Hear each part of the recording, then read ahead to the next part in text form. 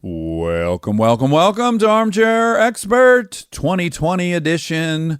Monica Padman, welcome. Welcome to this new decade. New decade. Oh, people love talking about this decade. People want to start their lives brand new. They want to erase everything. It's a clean slate, page one rewrite starting. We have a very fun person today who we found deeply spiritual and kind and lovely. Yes. Rainn Wilson.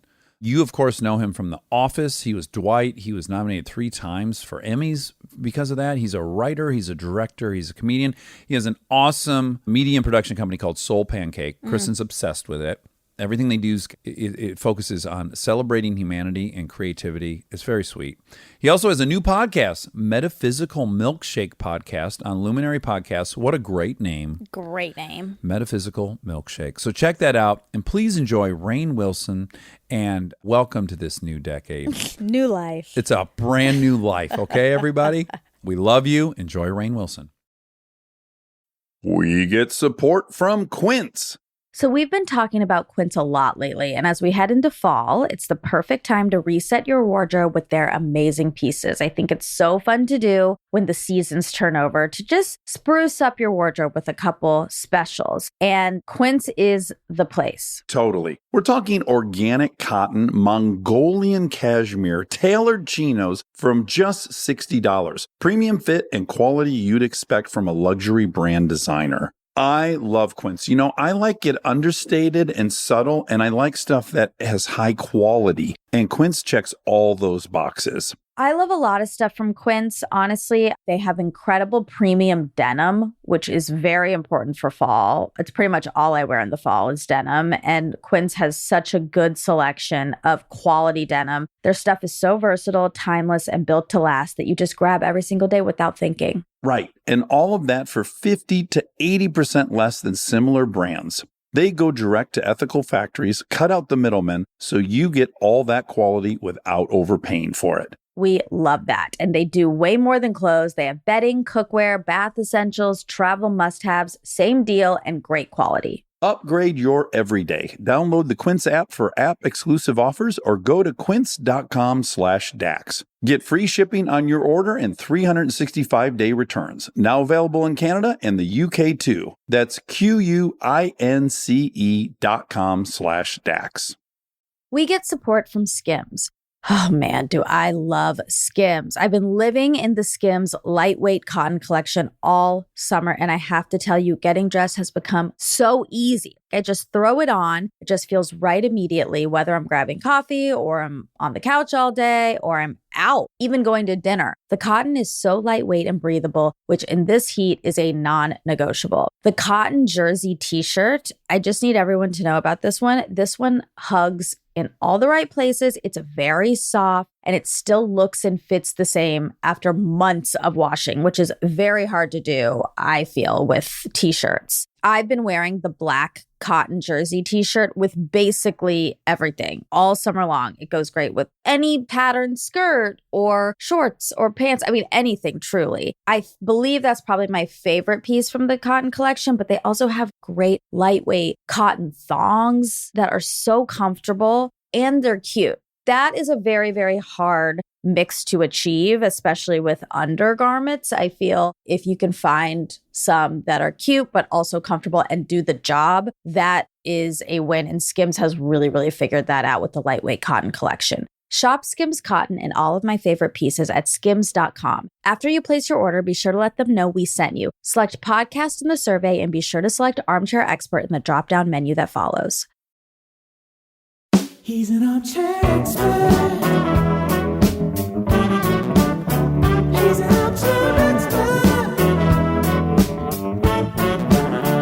He's an armchair expert.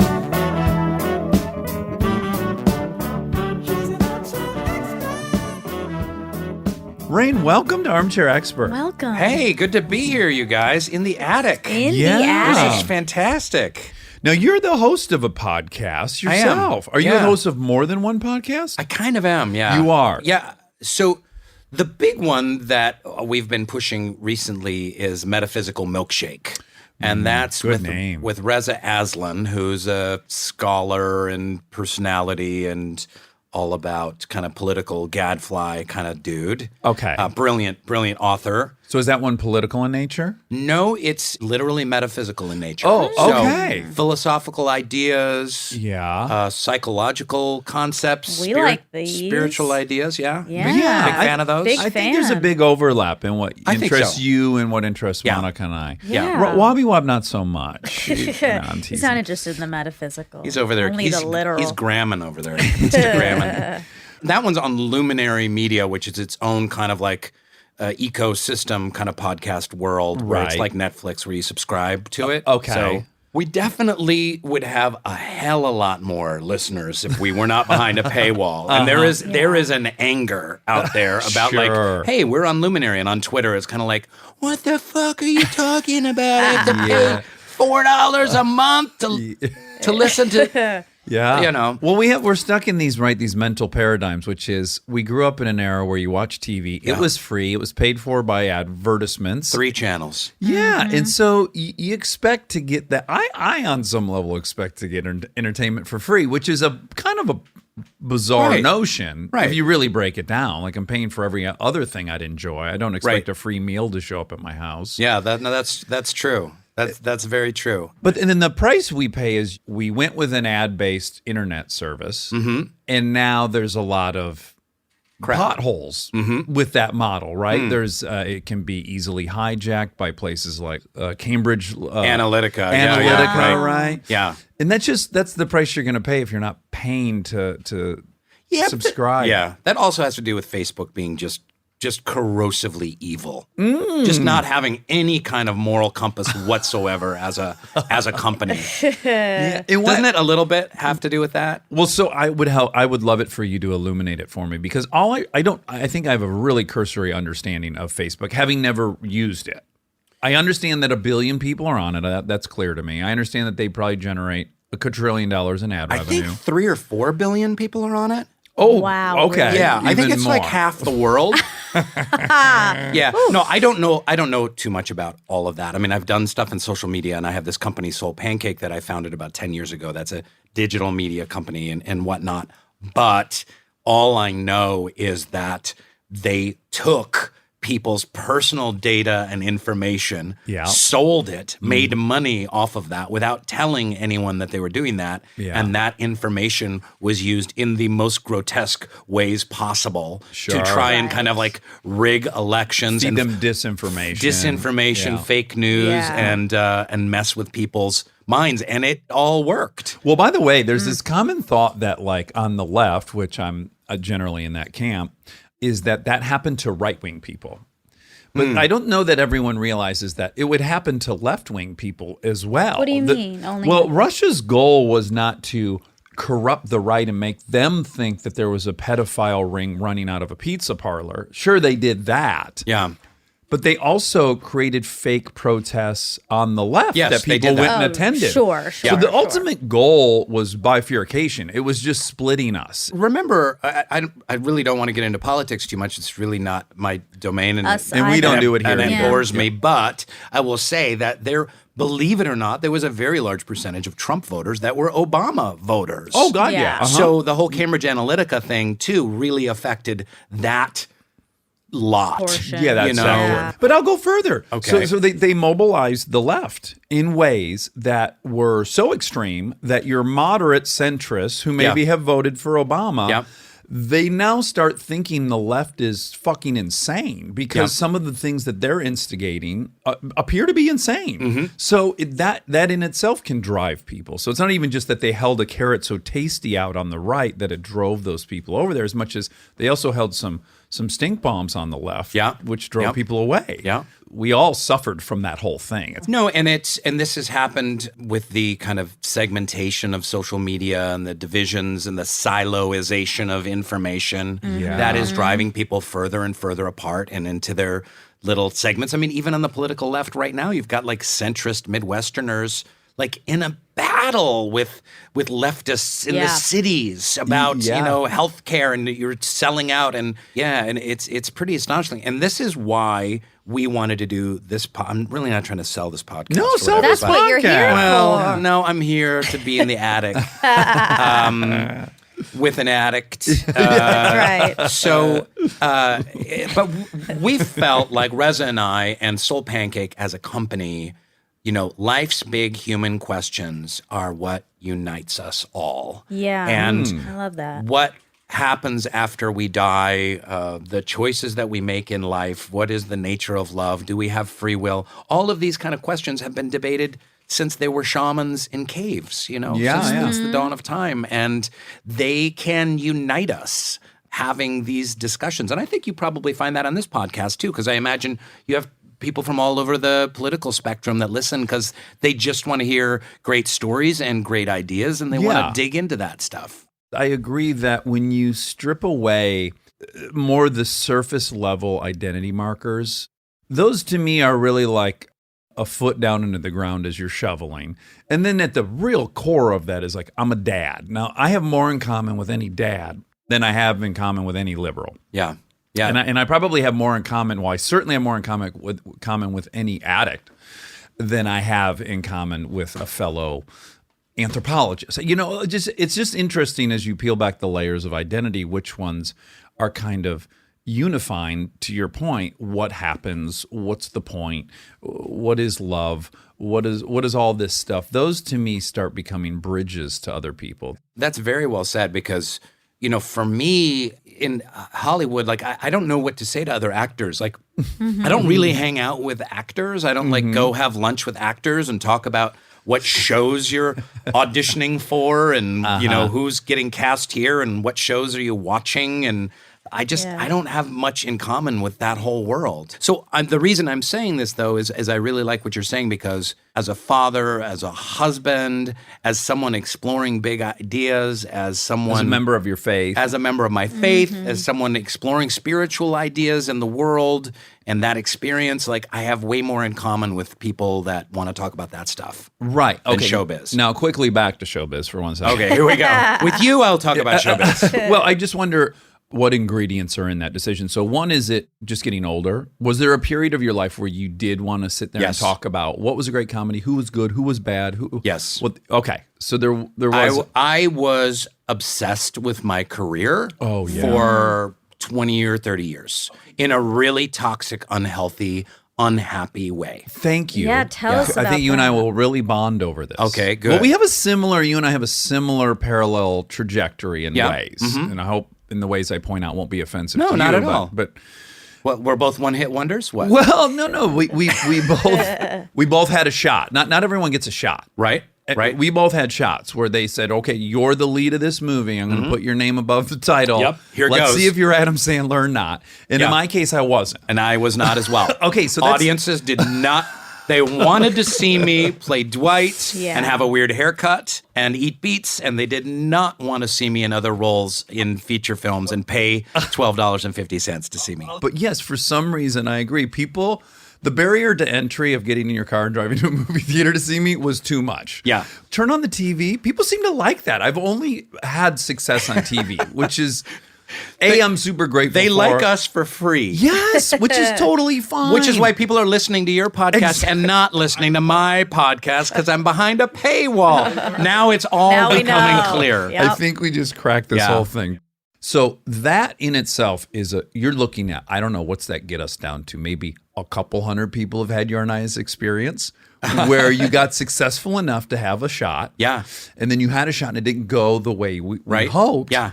That just puts us in a very tiny category. And of course, I had to navigate my way out of that because, like you, I was obsessed. I don't think you can enter this career and not have an obsession. You have to have a certain level of narcissism and drive and competition, and envy goes along with that. It's a good and, fuel source at times. Yeah, it can be really, really toxic. It was for me. Yeah. Yeah, me too. Yeah. I wanted number one at the box office. Mm-hmm. I wanted number one at the box office, so then I could do 3 more things that would be number one at the box office. Yeah. Like I was going to make $20 million a movie, and I had a whole. You had it all worked out. I had it all worked out. Yeah, I was yeah. going to be Adam Sandler. I was going to Yeah, own property you know, in Brentwood. It's interesting. It's interesting when I did the movie The Rocker. that absolutely devastated me. First of all, everyone in the office was doing big films. Obviously, Steve kind of had done Anchorman and 40-Year-Old Virgin right in the first season of The Office. So he was kind of already a movie star at that point. But I had this opportunity to star in this movie, The Rocker, and the script was good. It wasn't great. But we thought, well, if we bring on a great director and have a great ensemble, we can elevate it and make it a really great, fun comedy. And some people were like, you shouldn't do it. The script's a little, Yeah. And I was like, this is my show. What are you talking about? Yeah. Like, I have a hiatus and I have a chance to have Rainn Wilson above the title. I'm gonna go for that thing. That's right. And I tell you, I worked so hard on the movie and I worked so hard promoting it. I just worked my ass off. And it's one of the biggest box office bombs in American history. Well, No. I can't No. imagine that's true. No, Really? Look at the numbers. Look at the Well, numbers. first of all, that movie cost what, $10 million? Well, it was $14 million. Okay, yeah. so No, right I'm out not- of the gates. But I'm not talking about losing money. I'm not talking about Okay. like Waterworld losing $150 million. I'm talking about per screen average number of people that actually went to Sure. the fucking movie. Can I say that? F word? Yes. Yes. Oh, yeah. So Let it the fly. it opened on like 2,000 screens, and literally, like if you look at the numbers, it's like 21 people went to every showing on the opening weekend. I'll never forget. Like I had this incredible experience. I went on, Kevin and Bean, right? Yep. Oh, yeah, So sure. DJs on LA's biggest rock radio station, huge, and promoted the movie on there. And then I was driving into the office. It was like 5:12 in the morning. I'm on the 101 driving to go to shoot The Office. The weekend after the film had just bombed over Labor Day weekend. oh, buddy. And I'm devastated. I turn on Kevin and Bean on the radio and they're like, okay, Kevin and Bean. They're so chirpy, really early in the morning. They're like, let's look at what happened in the movies this weekend. Hey, okay, so blah, blah, blah, blah. Tropic Thunder was number 1 and Step Brothers was number 2 and blah, blah, blah, blah, blah. And they're like reading down the thing. They're like, wait a minute. Didn't Rainn's movie open this weekend? Oh, no. I think it did. open. Well, where is it? It's not even on the list. Oh, it opened at number 12. It made $2.5 million Oh, my God. on 2,000 screens. Okay, Rainn. So I'm literally, tears are pouring down my face. no. I'm ugly crying on the 101 at 5:12 in the morning going, I had worked so hard on this thing. Yeah. And it was so, now there's a lot of factors going on here. The way it was promoted, the fact that the opening date got moved 4 times. It just got pushed further and further back into the summer. Yeah. And anyways, on and on. But it was devastating. And then I go into the set of The Office and everyone is on eggshells and pins and needles because they know like Rainn's movie just shit the bed. If it was me now and this happened, I would come in and be like, hey, everybody gather around. Yeah. Hey, Yeah. my movie bombed. Took a it big dump. sucks. That's life. I love you all. You don't have to worry about it. Yeah, because just the going like, oh, thanks. Yeah. No, I know. Yeah, well, they'll have another. I don't know. Just the whole where But Dax, this is the thing. This is where I was, and I view like I've definitely had addiction issues in my past that have been pretty severe, and one of them that people don't really talk about is workaholism. And anything that we can do to escape kind of the pain of being alive in some way, shape, or form, or soothe ourselves. And I got all of my self-esteem from work, and I didn't get it from some internal source. I got it from like, do people like me? Do they want to cast me? Are they laughing at me? Yeah. And then how much do they value me? What are they going to pay me? Where did that rank? Did you go there as well? I did. oh, absolutely. Yeah, And yeah. because then I remember talking to a friend on the phone after The Rocker. It was like a few weeks later. Maybe there's some other movie or two that I did that also bombed. And I was like, yeah, this thing with film and blah, blah, blah, blah. And he's like, well, maybe you'll just be a TV star and you'll just never be a film star. And it was like someone stabbed me with a harpoon.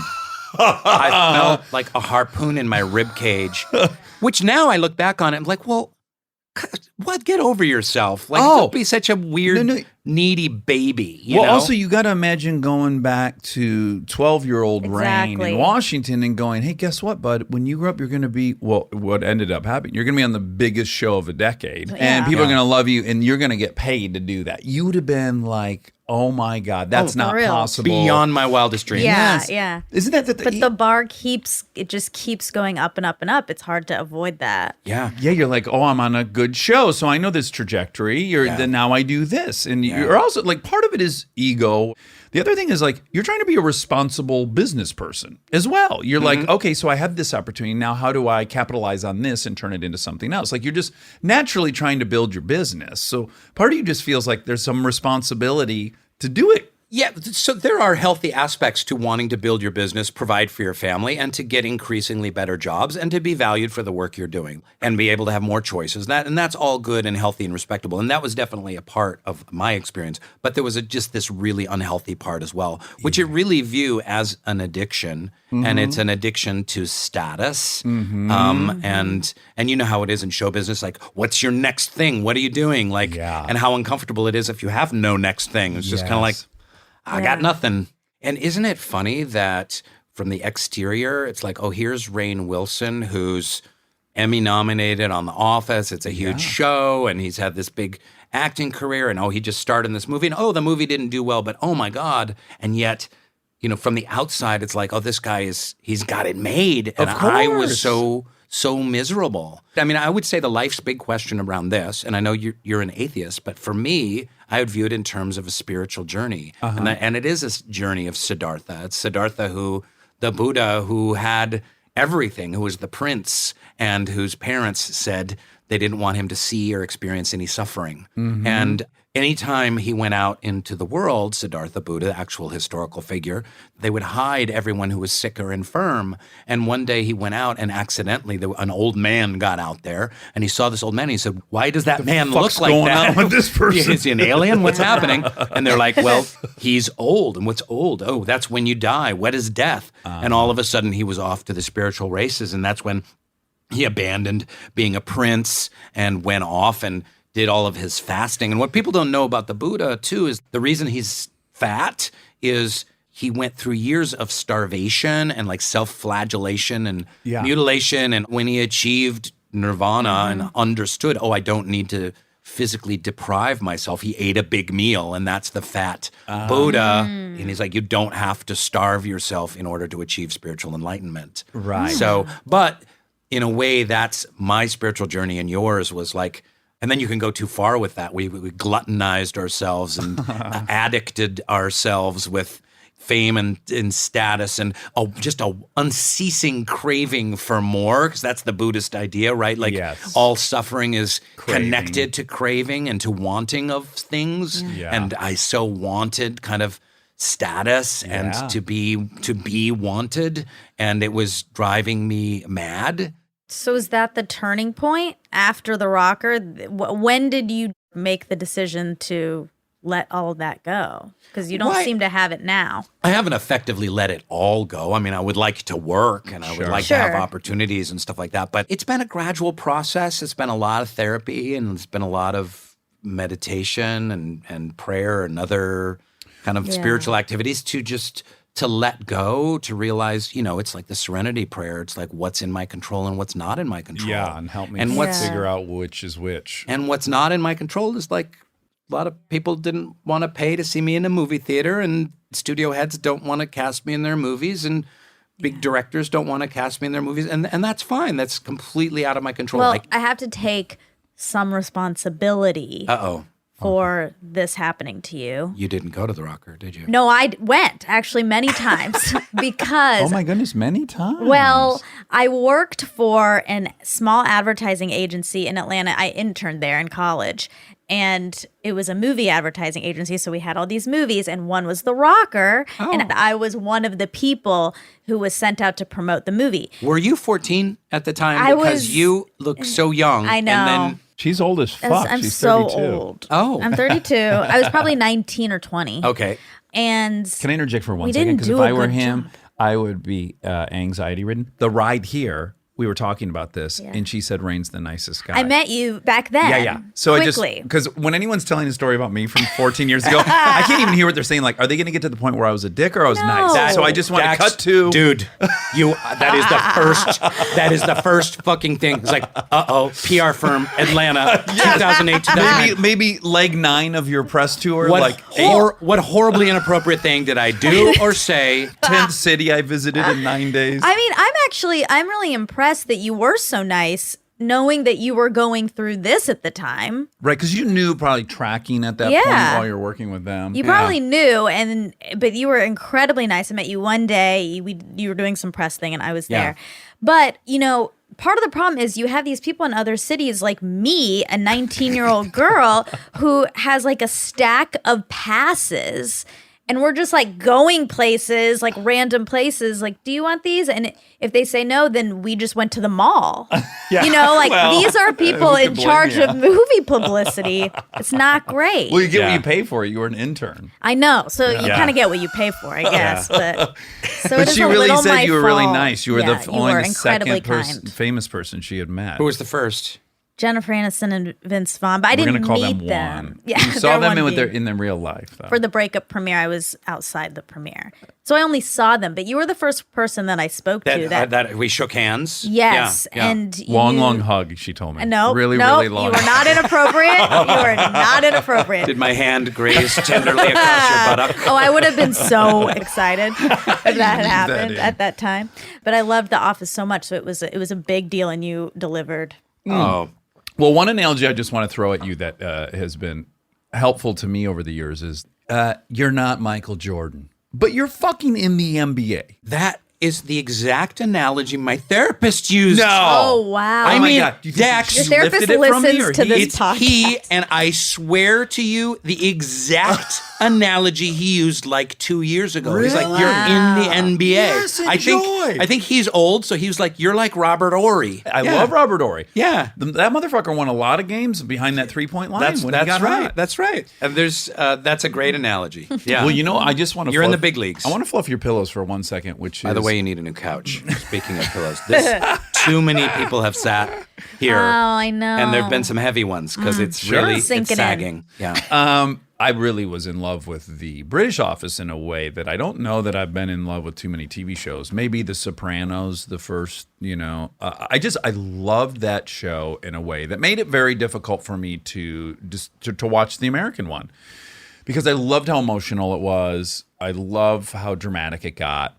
And when I watched it, you're also playing this weird game where I've fallen in love with these other characters, and now they're basically being played by different people.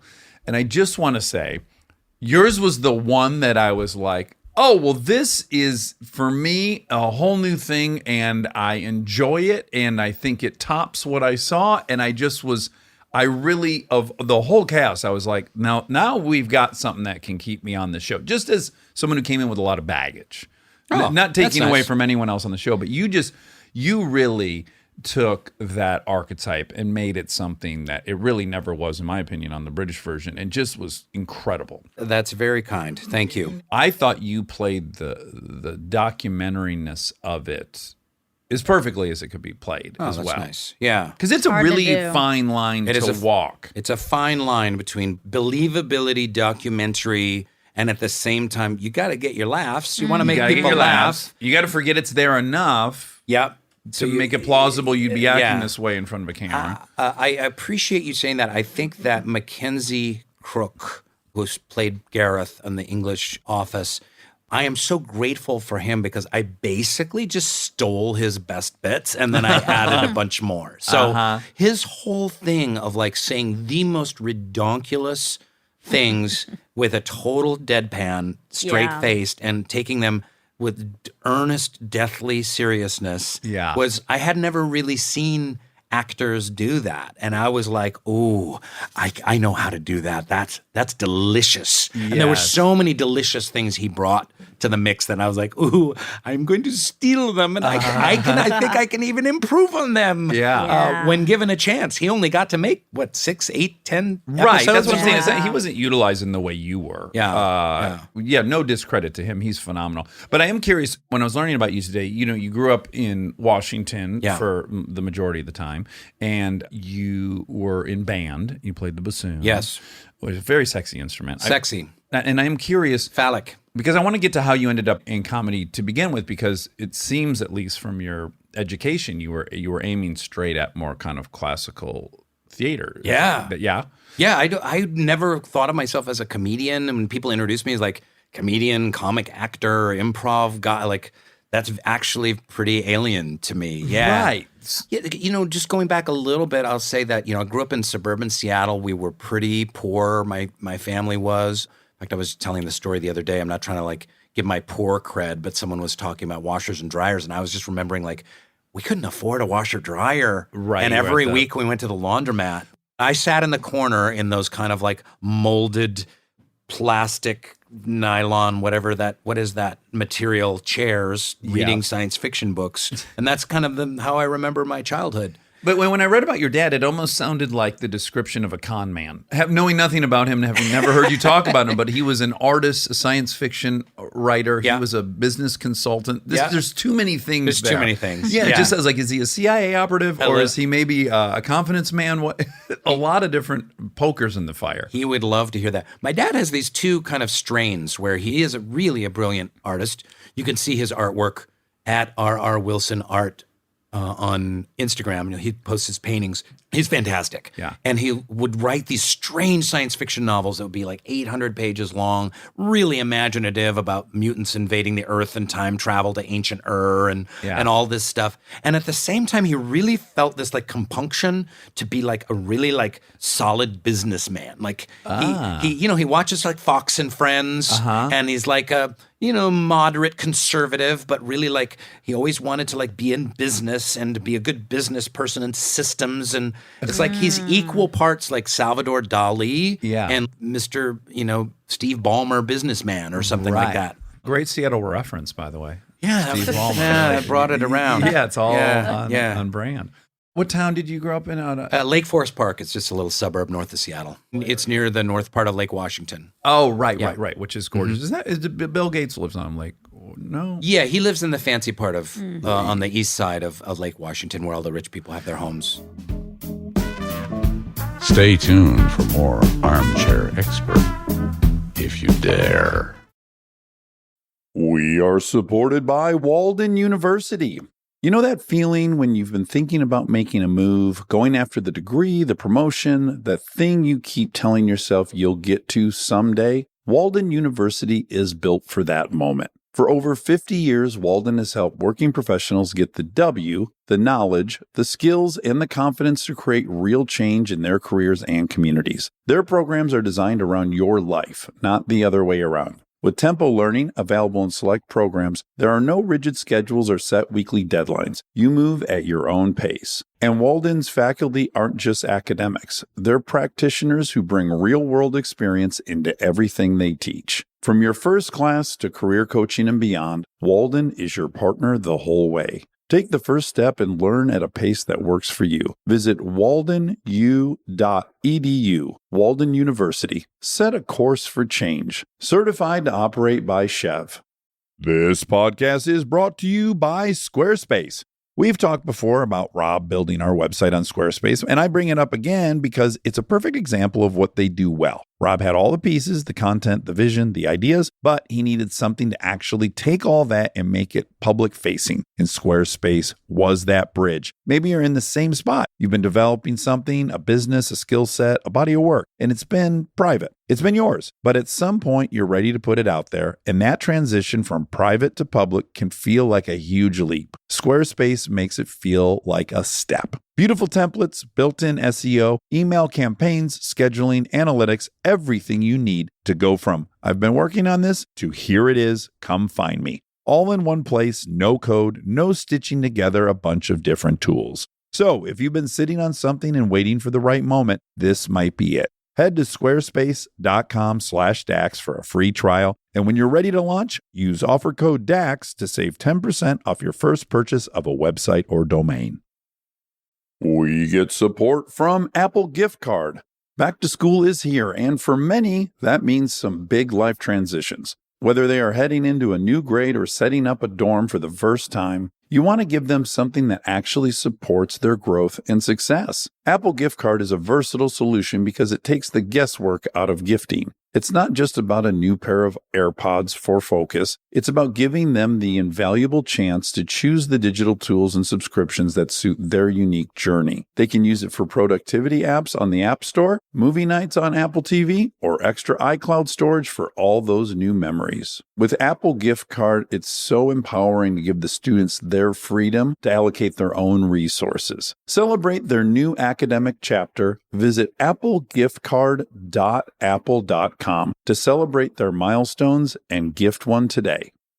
This episode is brought to you by SoFi, the all-in-one finance app where you can bank, borrow, and invest all in one place. Let's talk bank accounts for a second. The average bank savings rate is 0.39% in interest. You're earning pennies on your savings, but it does not have to be that way. With SoFi High Yield Checking and Savings, the money barely making moves sitting in your savings account can earn over 8 times the national average savings rate with eligible direct deposit. No account or overdraft fees, which feels rare these days. You can get your paycheck up to 2 days early, perfect for getting ahead of a bill or grabbing what you need right when you need it. Plus, get up to a $300 welcome bonus when you sign up with eligible direct deposit. Sign up for SoFi Checking and Savings at SoFi.com/armchair. SoFi Checking and Savings is offered through SoFi Bank N.A., member FDIC. Terms apply.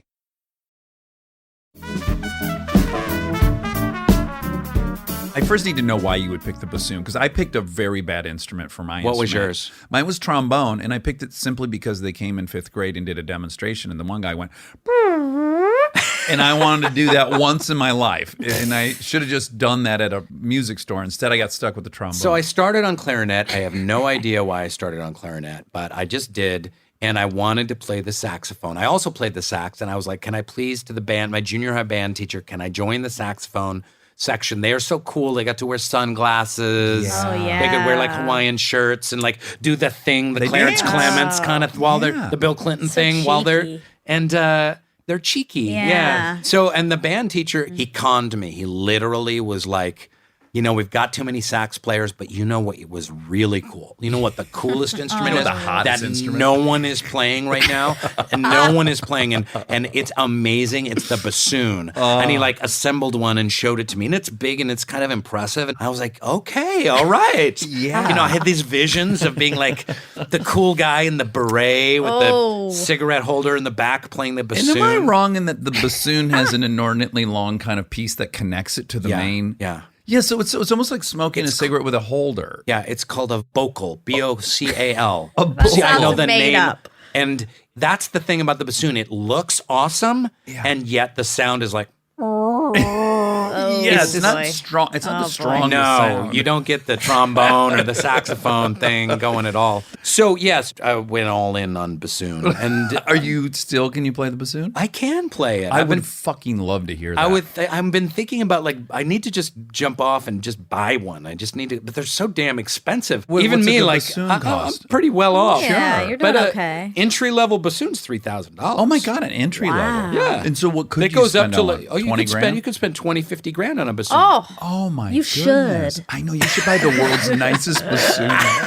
The Ferrari of bassoons. The Stradivarius of bassoon. And then I can go like on a $50,000 instrument. Someone have a rag and an alto sax? Does someone need help pulling a rag out of their alto sax?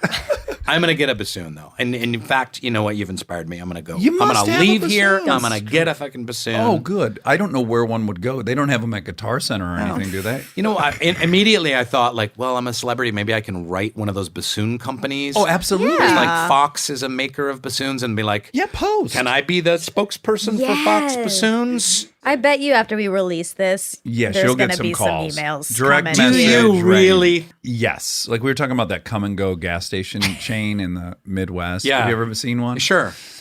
You know, it's spelled K-U-M, which is rough. Yeah, that is rough. Very. Yeah. It's like a mix between, Very you know, gross. it's God bless them. So we were calling like suck and spit. What if it was called like suck and stay or spray and stay? Like, and they sent us a bunch of shit. It's one of my favorite T-shirts now. I have a pink come and go. You get a come and go T-shirt. Yeah, so you just don't know. I really. So what are a couple of the manufacturers? Let's just get it out there. Smith, did you say? Fox is Fox. one, and I think Renard, Ooh, R-E-N-A-R-D. Ooh, that sounds That like sounds a really fancy. nice bassoon. Yeah. We're going to start a campaign, an Armchair campaign. Everyone just at these companies and say Rainn Wilson Wants is to penniless and sponsor. destitute, Yep. must blow his bassoon. Okay, so you go to UW and your mother was a yoga teacher and an actor as well? Here's the crazy thing. My mom left me and my dad when I was 2 years old. Okay. I didn't see her again until I was about 15. Okay. When I was in high school, I started getting interested in acting, and my dad was freaked about it for some reason. Sure. He was very supportive of me being some kind of artist, but when I started acting, he just was very weird and put off by it and not completely supportive, and I thought that was kind of strange. Anyway, so I go all in. We move high schools, and I end up in Chicago, and it has a really good acting program, and I'm acting there, and I go to undergrad, and I'm doing plays at University of Washington, and I get into the graduate acting program at NYU, which is a really intense acting Tisch, training yeah, right. program. And by this point, I've gotten reacquainted with my birth mother and gotten to know her and stuff like that. And I say to her at one point, "Why did you leave us?" Mm-hmm. And her face got pale, and she stopped, and she's like, "You mean you don't know?" And I was like, "No." I said, when I would ask my dad, he would always say, "Oh, we disagreed about some things and we went our separate ways," and he kept it very vague. Yeah. And Well, she was first of all, nice of him. That's Very a, nice That's of a him. strong parent who doesn't shit mouth. Yeah. Yeah, I like yeah. that. That's a Baha'i teaching to not gossip or backbite about other people That's as a great. spiritual teaching. Yeah. Which is interesting. I don't think that's in any other kind of spiritual tradition. And I struggle with it, believe me, all the time. But anyways, she said, "So you don't know?" And she said, "When I had you in those days in Seattle in the late 60s, I was an actress. And I had an affair with the theater director. And I left your dad to go have an affair with this like outrageous theater director. Do you remember in Annie Hall when that guy's like, 'Put your foot on my heart'? You know, like when I die, I want to be torn apart by wild animals. Like I picture like some guy like that Yeah. she left 20 years her senior, maybe. Yeah, she left us for this guy. She was a kind of a crazy bohemian hippie Right. woman.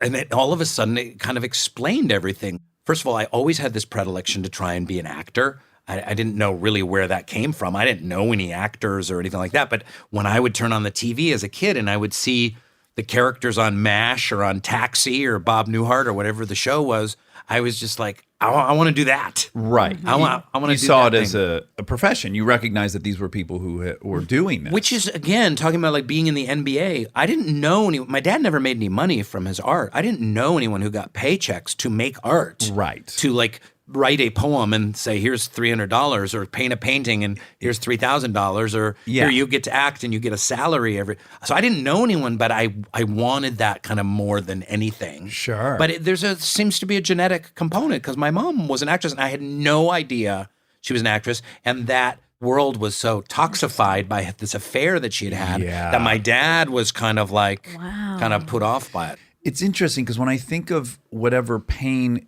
that a mother leaving you would cause, in my mind, it's much stronger than the pain of a dad, in that my dad split too when I was 3. But guess what? All of my buddies' dads split when Yeah. they were that age. And that's what dads did. Yep. And so it would be hard to take it super personal just because fucking that dads suck and that's Yeah. what they do. But for some reason, a mother leaving, I feel like would be much more wounding. And I guess I find myself being more judgmental of her, just hearing the story, Sure. than I would be if I found out your dad left. Yeah. And that's just probably a layer of like misogyny, which is just interesting. I think maybe there's some misogyny there. I think there's also a biological component. I mean, the dependency that a child has on the mother, especially in the first 2-3 years, Yes, for life. is way stronger. Yeah. The need. We have one son. He's 15 now, but it was very powerful for me when he reached that time when he was 2 and like seeing this little guy and how much he needed his mom and like, where is she? And just like he'd play on his own. And then every like 3 minutes and 40 seconds, he'd be like, oh, mama, where's mama? Right. Like that, The lifeline. the lifeline and the amount of fear of being away from that. And then imagine 2-year-old little Rainn. Doesn't it help you comprehend?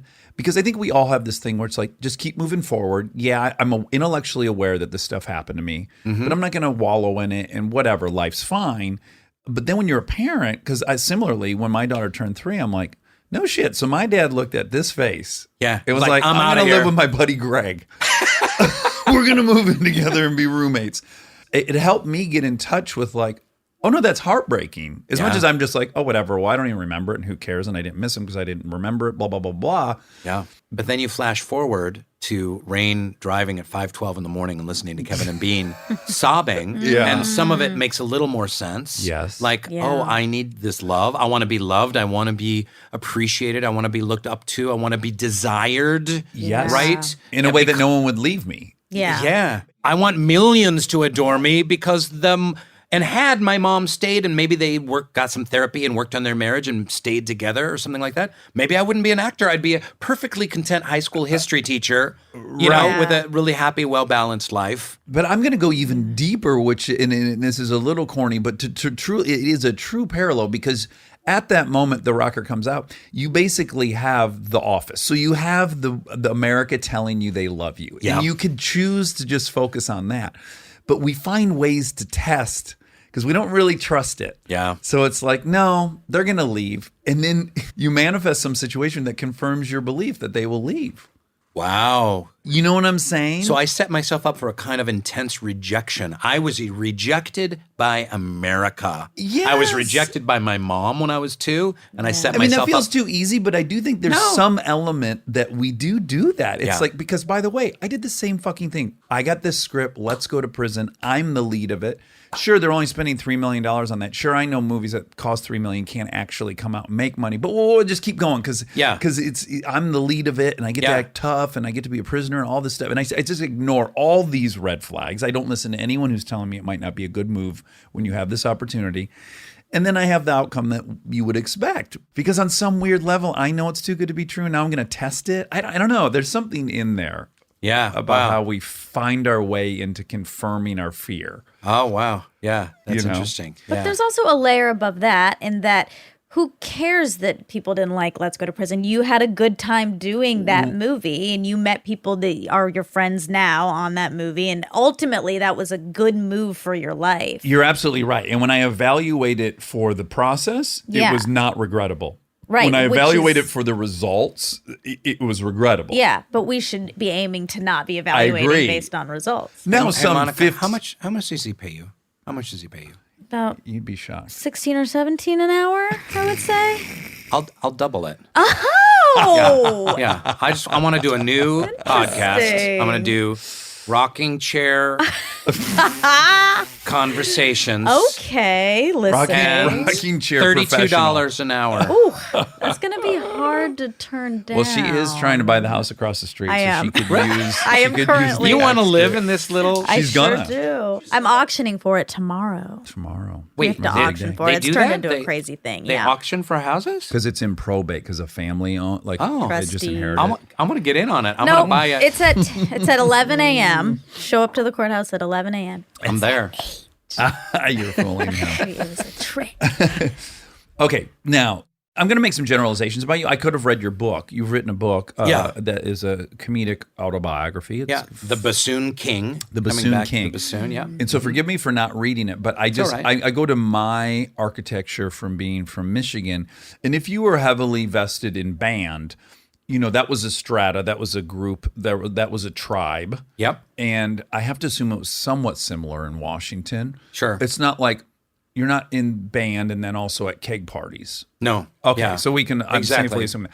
Okay, so I just want to know, when you go to New York, it's so foreign from Washington, a little less foreign from Chicago suburbs, but when you get there, do you have this sense of like, oh, I'm now writing the story of my life and look at all these people that are here. and anything's possible? Like there's this sense of like, oh my goodness, I can be anything. Wow, that's a great way of putting it. And that's an interesting question. No one's ever asked me anything like that before. But I'm trying to recall being 20 and moving to New York City in 1986.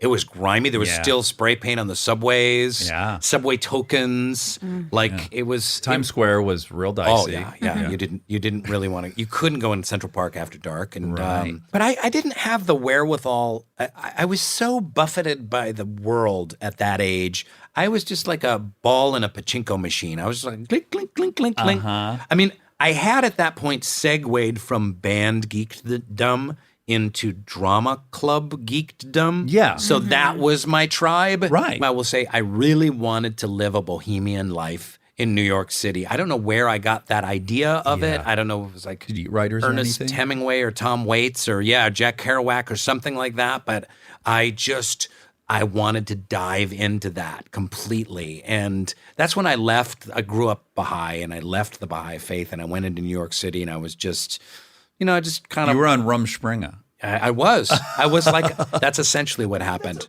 It was like an 11 or 12 year Hiatus. Rumspringa. Okay. Yeah. And but I like picturing the Amish kids like driving the tractor at 40 miles an hour instead of like, Well, there's a great documentary. I don't know if you saw it. Yeah, I saw that one. I used to detassel corn in Indiana and southern Michigan. So I was around Amish kids all the yeah. time. Yeah. So to see them go. Now they're dying of all these strange genetic diseases. I just read this article about this doctor in Wisconsin who works on Mennonites and Amish people because they've been inbred for centuries. Genetic So they have diversity. weird genetic things where you touch them and they start to bleed from their pores. Oh. And stuff like that. Hemophilia. Like strange diseases. Yeah. I Can when you I just tell us really quick what the essence of Baha'i is? Yeah, so I recently, people can Google it if they want. There's an animated Baha'i introductory video that I created that just came out a couple of weeks ago.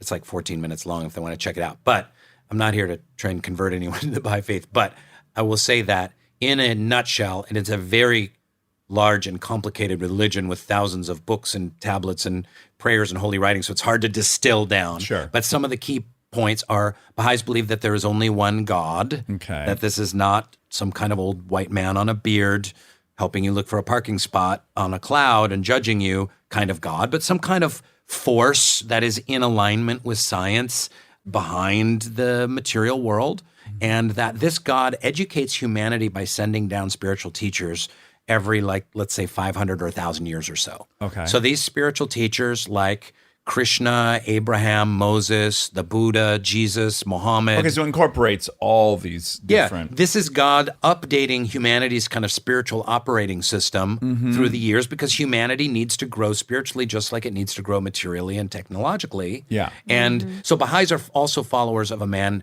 who went by the title Baha'u'llah. That name means the glory of God. And he lived in Iran in the mid-1800s. And his central teaching was that we're all one humanity, too. We're sharing the planet. We need to be in unity. We need to be in harmony. Diversity is a great thing, like a beautiful garden.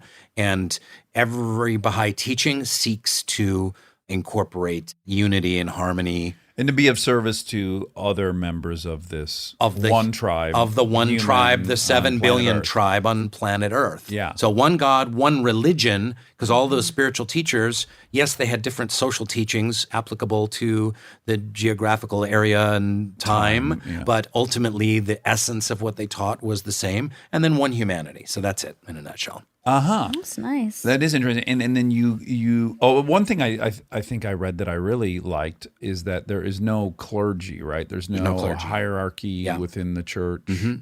I like that. Yeah, I'm a big fan of that. But you've left Baha'i at that point in New York. Yeah, I left Baha'i, but what I realized, Dax, is that like I so believed in the theater, like art and the theater was like a religion to me. Sure. You wanted that to provide transcendence or something? Transcendence and escape and also service, and that, if we tell the right stories to the right people, we'll do the right production of The Tempest in the right hole in the wall theater with an audience of 17 people, like we'll blow their minds and we can transform the world through storytelling. And that was actually a really fun milieu. We were preposterously arrogant and, so we were a really pretentious lot at the time. But Thank God. That's exactly how you should be as a. yeah, when you're 20, Yes, but yes. when you're trying to change the world and you're pretentious and you're like doing a deep dive into theater. Like, Yeah. So that was my whole milieu. So, obviously I was more gifted at comedy or was the most, so I kind of like sidled into comedy, and I did theater in New York for like 10 years. Really, I did Shakespeare, I did Chekhov, and I did Eugene O'Neill, and I did comedy stuff too. You must have a real aptitude for language, because that everything you just said scares the shit out of me. Really? Oh yeah. Oh, you'd be I so can't great at it. even read Shakespeare. When I read it, I mean, someone really has to explain it to me. I'm lost. Okay, repeat after me. Okay. To be To be or not to be? or not to be That is That. the question. is the question. Oh, good. Good See, job. You I would did pay to it. watch that. Wow. Yeah. Well, no, you'd watch it at home on TV. So how then do you end up? Well, you got a Galaxy Quest. I imagine, is that the first comedic thing you do professionally? Yeah, it was this crazy thing where I was like pounding my head against the walls in New York. I was doing a lot of theater, but I couldn't break into any TV or film. I couldn't even be one of those guys on Law and Order. Like every New York actor's on Law and Order. Yes. Everyone is just like, have you seen this man? And like, gong, like, and you're taking fish out of a truck or something like that. Like, oh, he used to hang out here, but I haven't seen him in a long time. Like, I couldn't even get one of those jobs. Sure. And I came out to LA and I got really lucky right out of the bat. I have one tiny question before we Yeah, go to LA. yeah. I never know, because this happens to me. I throw one thing out in an interview, and then that becomes part of the story about me. So I don't know if it's actually if you did it once or you did it often. But were you a mover? In New York City? Yeah. Moving, I was a mover. Yes. So I had my own moving company. Okay, great. So here's my question. As soon as Yeah. I read that, I went straight to: did you look through people's shit? I never looked through people's shit. I never You did that. didn't? Nope. Mm-mm. I'm so nosy. I was strangely moral about that. I was like, I will not violate someone's privacy in that Wow, way. good Yeah. for Good you. for you. Yeah. Yeah. Yeah. Wow. That's hard to do, I think. But we took I'm so we got curious. married. Me and my wife got married in '95. I took $1,200 out of like the $3,000 we got for our wedding and bought a van. And so I was a man with a van. Yeah. And even then I was dealing with life's biggest questions. It was called the Transcendent Moving Company. Oh wow. Yeah. And I drew a little cartoon. It said a man, a van, a sense of higher purpose. Oh my goodness. that's And great. but here's how morality works. I would never look in people's boxes, but I never paid taxes on any of the fucking money I made as a mover. Well, because I got cash off the books. yes, of course. And it was such sweet gig. I would set up my own hours. I charged 50. Oh my God, that's so That's embarrassing. so unprofessional. Well, you know what it is? Sax's phone just went off. Something's getting delivered. That was the only reason it's on to begin with. But this would not happen on Wow. Rocking Chair. I'm rocking Layman's chair conversations, conversations. with So Rainn sad. and Monica. So You know what? With Monica and Rainn. Oh, look at that. All right. All right. It's getting We need to talk. tastier. How It's about- getting talk turkey? tastier. how about Rainica? Ooh. All right. I don't Yeah. hate God that. bless the rain. Rain on me. Oh, we Yeah. can do lots of songs, lots of plays. So many on Rain songs. Okay. Moving. Well, my other question was, so I'm just moving. Yeah. So one was, did you look at people's shit? Second, did people ever hover over you and micromanage? All the time. Yeah. And at any point, did you not want to go like, hey, you're so involved. Why aren't you just moving? No, it didn't really. Listen, we were not a white glove moving company. Okay, this was the Transcendent Moving Company. I put flyers up on telephone poles, literally with the little tear off phone numbers. Like you lost your dog. Yeah, exactly. And so the clientele had futons Okay. and lamps That helps. and boxes from IKEA and whatnot. So, Okay. yeah. But you moved to LA and you bought that van. Did the van make it to LA? No way. A $1,200 It didn't make it to LA, but it made it to. My wife went to graduate school in Iowa for creative writing, and we drove it to Iowa, and she had it in Iowa for 2 years. Wow. And then we drove it back to New York City, and it literally collapsed and almost exploded as it arrived in lower Manhattan from being halfway across the country. And now I think back on it, I can't even believe it made it that far. But it literally, like the engine caught fire on Lafayette, pulling back into New York City. Oh, wow. And we knew it Perfect was timing. time to let Yeah. the van go. Was it a Chevy? It was a Chevy, yeah. Yeah, I felt I could feel Yeah, it. I Okay. felt that. Now, how do you get into comedy? So in theater, I did drama, comedy, stylized stuff, contemporary stuff. But for TV and film, I saw, I can play these comic characters. And I think I can, most of the guys who are like stand-ups who have just done improv, I can actually create kind of like more of like a character, like a fleshed out character. Yeah. And I kind of saw in my head like, that's kind of my leg up. I'm going to do comic characters and I was always weird looking. And I'm actually less weird looking now than when I was younger because I was really skinny and weird looking. And so it was just a character guy. And I thought that was my niche. Well, one thing that I've always liked about your comedic acting is you're never in on the joke, which is my number one thing that takes me out of I it. hate It's that. like, Yeah. you're never aware that Yeah. you're funny. Yeah. And I think that's certainly my favorite type of comedic acting. I try. Monica, what do you think? I agree. Okay. She's a huge Office fan. Huge. Watches Really? it at night to go to Huge. sleep and stuff. So this must be like the greatest moment of your life right now. I'll say it. You are my favorite guest that's ever been in this attic. We are so doing this. We are so working together. Rainica. I'm poaching. I'm poaching I her. can do it all. I Dude, can do it I stole her from my all. wife, so if you steal her from me, I'll only be getting what I have coming to me. Yeah, so that was my niche as a kind of comic character actor, and I think the theater background helped because my whole thing was like, I want to make these characters living and breathing and real, and I wanted Dwight Schrute to be funny and kind of extreme and weird, but I also wanted him to feel like this could be a real guy, and I bet if we followed him home in his Trans Am and went to his farm, Yeah. we'd see him cooking an omelet and doing whatever it is that Yeah. Dwight does. Now, being on a show like The Office, where you've got like some of the best in the world Yeah. all occupying a space, was it a mind fuck for you, or was it pretty easy, or both? Yeah, I would say that I kind of realized a few years in that there was stuff I did really well and there was stuff I didn't do as well. And like Steve Carell is one of those like once in a millennium kind of talents. Yeah. Especially as Michael Scott. I mean, he's a great dramatic actor as well, but you can throw literally anything at him in the middle of a scene, in the middle of a scripted, 3-page scripted scene. We've gone over it a bunch of times. And in the middle of the scene, I could say to him, I have to fart. And he would have just take that completely in stride and respond as the character would, go on a tangent about it and bring it right back to the scene. And the scene would be even better Yeah. than it would be. You could not throw him off in any way, shape, or Yeah. form ever. And Just total aptitude for all his aspects. his improvisational nature was like a Stradivarius. It was just like watching Yo-Yo Ma play the cello. And I realized swiftly, like, I'm not that. I improvise pretty well. Yeah. And I can come off with some great off-the-cuff stuff. And I'm really happy that a lot of the Dwight stuff that has lasted over the years is stuff that I improvised or Sure. threw in there. But I don't do what Steve does. And so really, I was able to just relax and say, let him do his genius thing. Right. And I'll toss him the ball. I'm standing by his side. And that's another thing about Steve.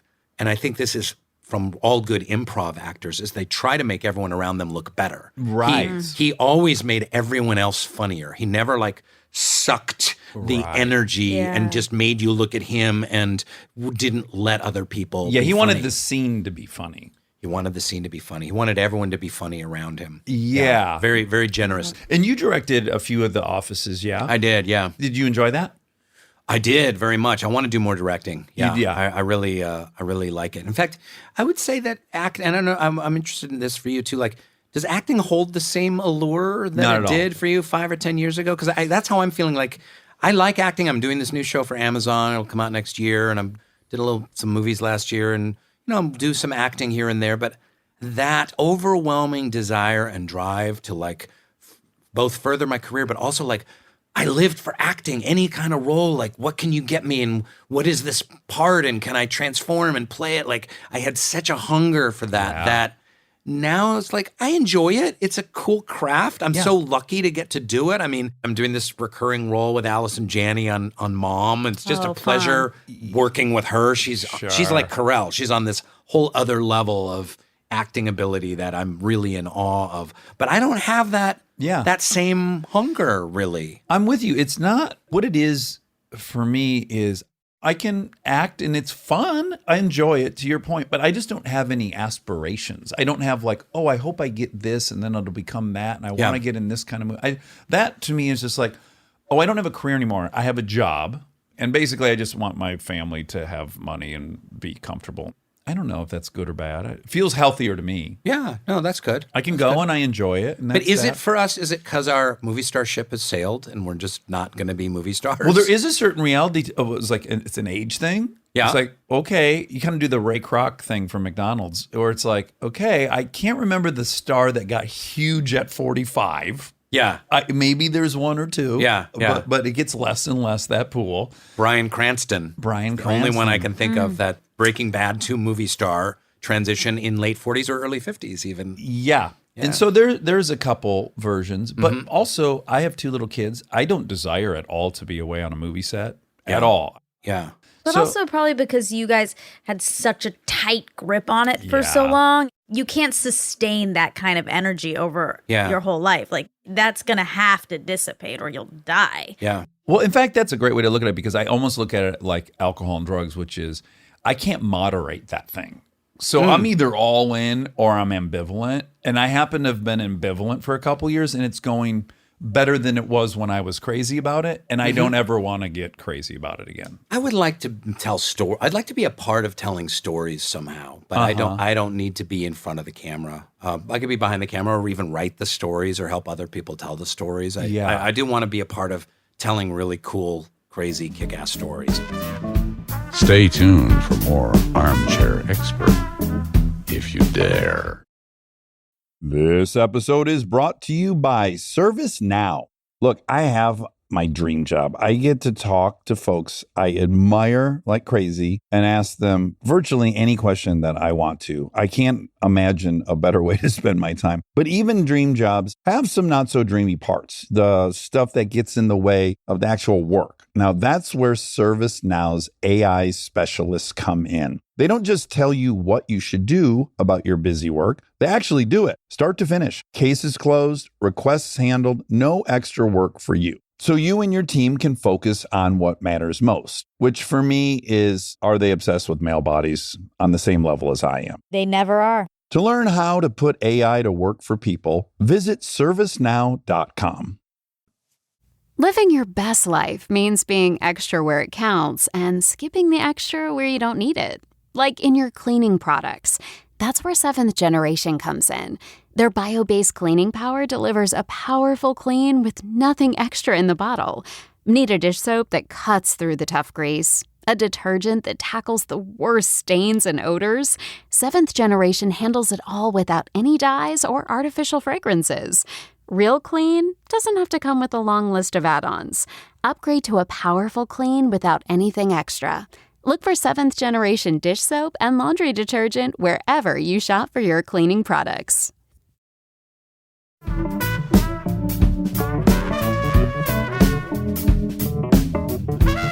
So you have a foundation, Lead Day Haiti. That's right. And as I understand it, you are trying to educate and teach young girls to read. You know, one of the incredible things that happens when you're a celebrity, as you know, and from your wife's work as well, is like all of these nonprofits start approaching you because you can help them raise money and you can be on the board and you can help them get the word out and publicize and et cetera. And so I started getting involved in some nonprofits, one called the Mona Foundation, that's all about education. And we went down to Haiti in 2009 to visit all these schools that Mona Foundation was supporting. Really fell in love with the country. It's a tragic country, but it's also very beautiful. The people are amazing, just funny, smart, imaginative, great artists. And 2 months later was the earthquake. So Oh, you were there just before. 300,000 people died in the matter in like 10 or 20 minutes. I mean, it was 300,000 people died? Yeah. Yeah, it's a city of 12 million people, and the fault ran right through the city. And all the architecture there is like really cheaply made concrete bricks built on top of each other and on hillsides with loose soil. So the earthquake hit and everything slid down. Just imagine living at the bottom of some gully and just all of these concrete Avalanche, cinder block, like poorly made houses just tumbling down. The hotel that we stayed at fell down the hill, and everyone inside of it was killed. Wow. And we had just been there 2 months before. So we knew we had to like do something. We're like, felt this kind of like, wow, we love this country. We were just there. We visited these schools, this incredible amount of devastation, like that, you know, the world had almost never seen before. It's one of the greatest disasters of all time. I hate to politicize this, but I do use that sometimes as an example of Yeah. Haiti for everyone that's like, get rid of government oversight. And like when you want to get rid of regulation, that's what you're getting rid of. Oh, yeah. We have an example of no oversight. Yeah, and there's a lot of countries out there like Yeah. that, like Somalia. And And there are a lot of people in this whatnot. country that want us to be that Yeah. way. Yeah. Listen, the rich in Haiti get richer and richer and richer all the time very, very easily because they can bribe their way out of stuff. There's no government regulation. Taxes are essentially lower. There's ways to like hide, funnel money away from taxes. Sure. So there's like 6 or 9 families in Haiti that control 99% of the wealth. And if you want to be wealthy in Haiti, it's a good game. You know, Right. it's a good Yeah. game, you know? Right. So yeah, but it's true. So we had an opportunity. There was a program that was sponsored by the UN that went and taught the arts to adolescent girls that were living in a tent camp. This was the tent camp that Sean Penn was overseeing. Okay. 40,000 people were living on a 9-hole golf course in Haiti, the only golf course in Haiti. 40,000 people. 40,000 people. It was a 9-hole golf course. Oh, boy. 40,000 people. So we went and did a 10-day workshop. I taught drama. My wife taught creative writing. We had a photographer, and the woman who helped run it, we saw how effective these workshops were with these girls and how transformative they were. And she was willing to relocate from Malibu, California to Haiti to do this kind of work. And we're like, we got to do this. We got to give back. We need to help these people. Yeah. The women and girls in Haiti are really one of the most subjugated populations on the planet. They're the last to be educated, and they do the most work. You have 8, 9-year-old girls in Haiti getting up at 4 or 5 in the morning to boil the water, to clean the shack that they live in, to go harvest from the farms, to do the child care, to sell in the markets, etc. And they're schooled last. And, you know, there's like 40-some% sexual abuse in girls in Haiti. And they're really subjugated, and no one pays attention to them as a population. And so we did arts. And then we added swiftly literacy. So we teach them to read. And now we have a mobile computer lab. We do You have like tutoring. 13 camps with 13 camps with 800 girls right now. And we do scholarships for school and books, programs. We have a mobile library that goes around. And now we're starting an apprenticeship program. So they're learning job skills called transitions, transitioning out of our programs into learning actual job skills and stuff like that. And these are just one of the most poorest and abused populations on the planet. So wow. it's been great. I don't know if you know much about what's going on in Haiti right now, but it's essentially in a place of total revolution. It's chaos on the ground. It's almost shut down as a country. There's a rebellion against the massive corruption of the current government. Of course, every government there is corrupt. Yeah. And it's got a really screwed up constitution where the president is this figurehead. And in some ways, he's got a lot of power, but in other ways, he has no power. This completely gridlocked Congress, like it just all gridlocks and stops. But it is a democracy and has been for about, 15, 18 years or something like that. Okay. Yeah. So, yeah, wow. God bless you, because situations like that in particular can easily feel very overwhelming. Yeah. Like to feel like chipping away at such a huge problem, it's impressive. Because, like, my wife and I went to a country, I won't name it, but we're just looking around at Canada. looking around at the sanitation, the way the water's working, the way the roads are working, blah, blah, Yeah. blah, blah, blah. And, we have this term in show business, which is a page 1 rewrite, which is you've Yeah. been asked to write a script and then you turn it into the studio and they basically say page 1, which means throw that in the trash and start over. Yeah. And we were looking around over the course of a week or so, and I said, the place needs a page 1 rewrite. Like Yeah. it needs from the fucking ground up. And it's just so overwhelming. Yeah, it's you really put your finger on it, and it's hard. Like I'm not trying to be like arrogant American, like, oh, I know how things should work better or whatever, but these systems are so colossally broken. Like there's garbage on the streets. You're like, okay, well, you need to collect the garbage and take it to a garbage dump. It's like, well, there aren't really garbage dumps because how would you do that? I mean, there are places up in the mountains, like a gully, where they just kind of throw the garbage. Okay, so well, let's go with that. Okay, so they need garbage trucks. Well, how do you get garbage trucks into Haiti? There's two ways. They can be shipped in on a ship, but the ports are really corrupt, and it costs a ton of money to get something off of the port. Even like medicine will sit there for over a year because the guy at the port's waiting for his payoff. Oh my So God. you can't get the trucks into the country. Yeah. And then when they do get into the country, like who pays for maintaining them? Like who's going to pay for this garbage services? We pay Waste Disposal of California or whatever, and they take our, you know, it pays for everything. But Haitians aren't going to be able to pay for garbage. So the government's going to pay for it? With what tax base? They don't have the money. And then and the roads aren't good enough to get the garbage trucks around. And so people are burning their trash on the side of the road. When you drive at home at night in Haiti in the middle of the night, like it's lit not by street lamps, but by garbage fires. So it's the most haunting thing. On my first trip there, one of the most haunting things I ever saw, which really solidified the need to do something or try and do something, was a street side bonfire and a little girl with her homework holding it up to try and get enough light on her page to finish her homework from a garbage fire with like this plastic smoke billowing over her head at like 10 at night, and she's trying to get her homework done. Like, so yes, so all these systems are really broken, and it needs a page one rewrite. It really does. But at the same time, we also have to look at like what role did the United States play in breaking all these systems, because you know, they were a slave republic and they rebelled against the French and, you know, created their own country. And so we blockaded them because we didn't want slaves rebelling, and no country would do any trade with them. We would lend them money, but we wouldn't do any trade with them.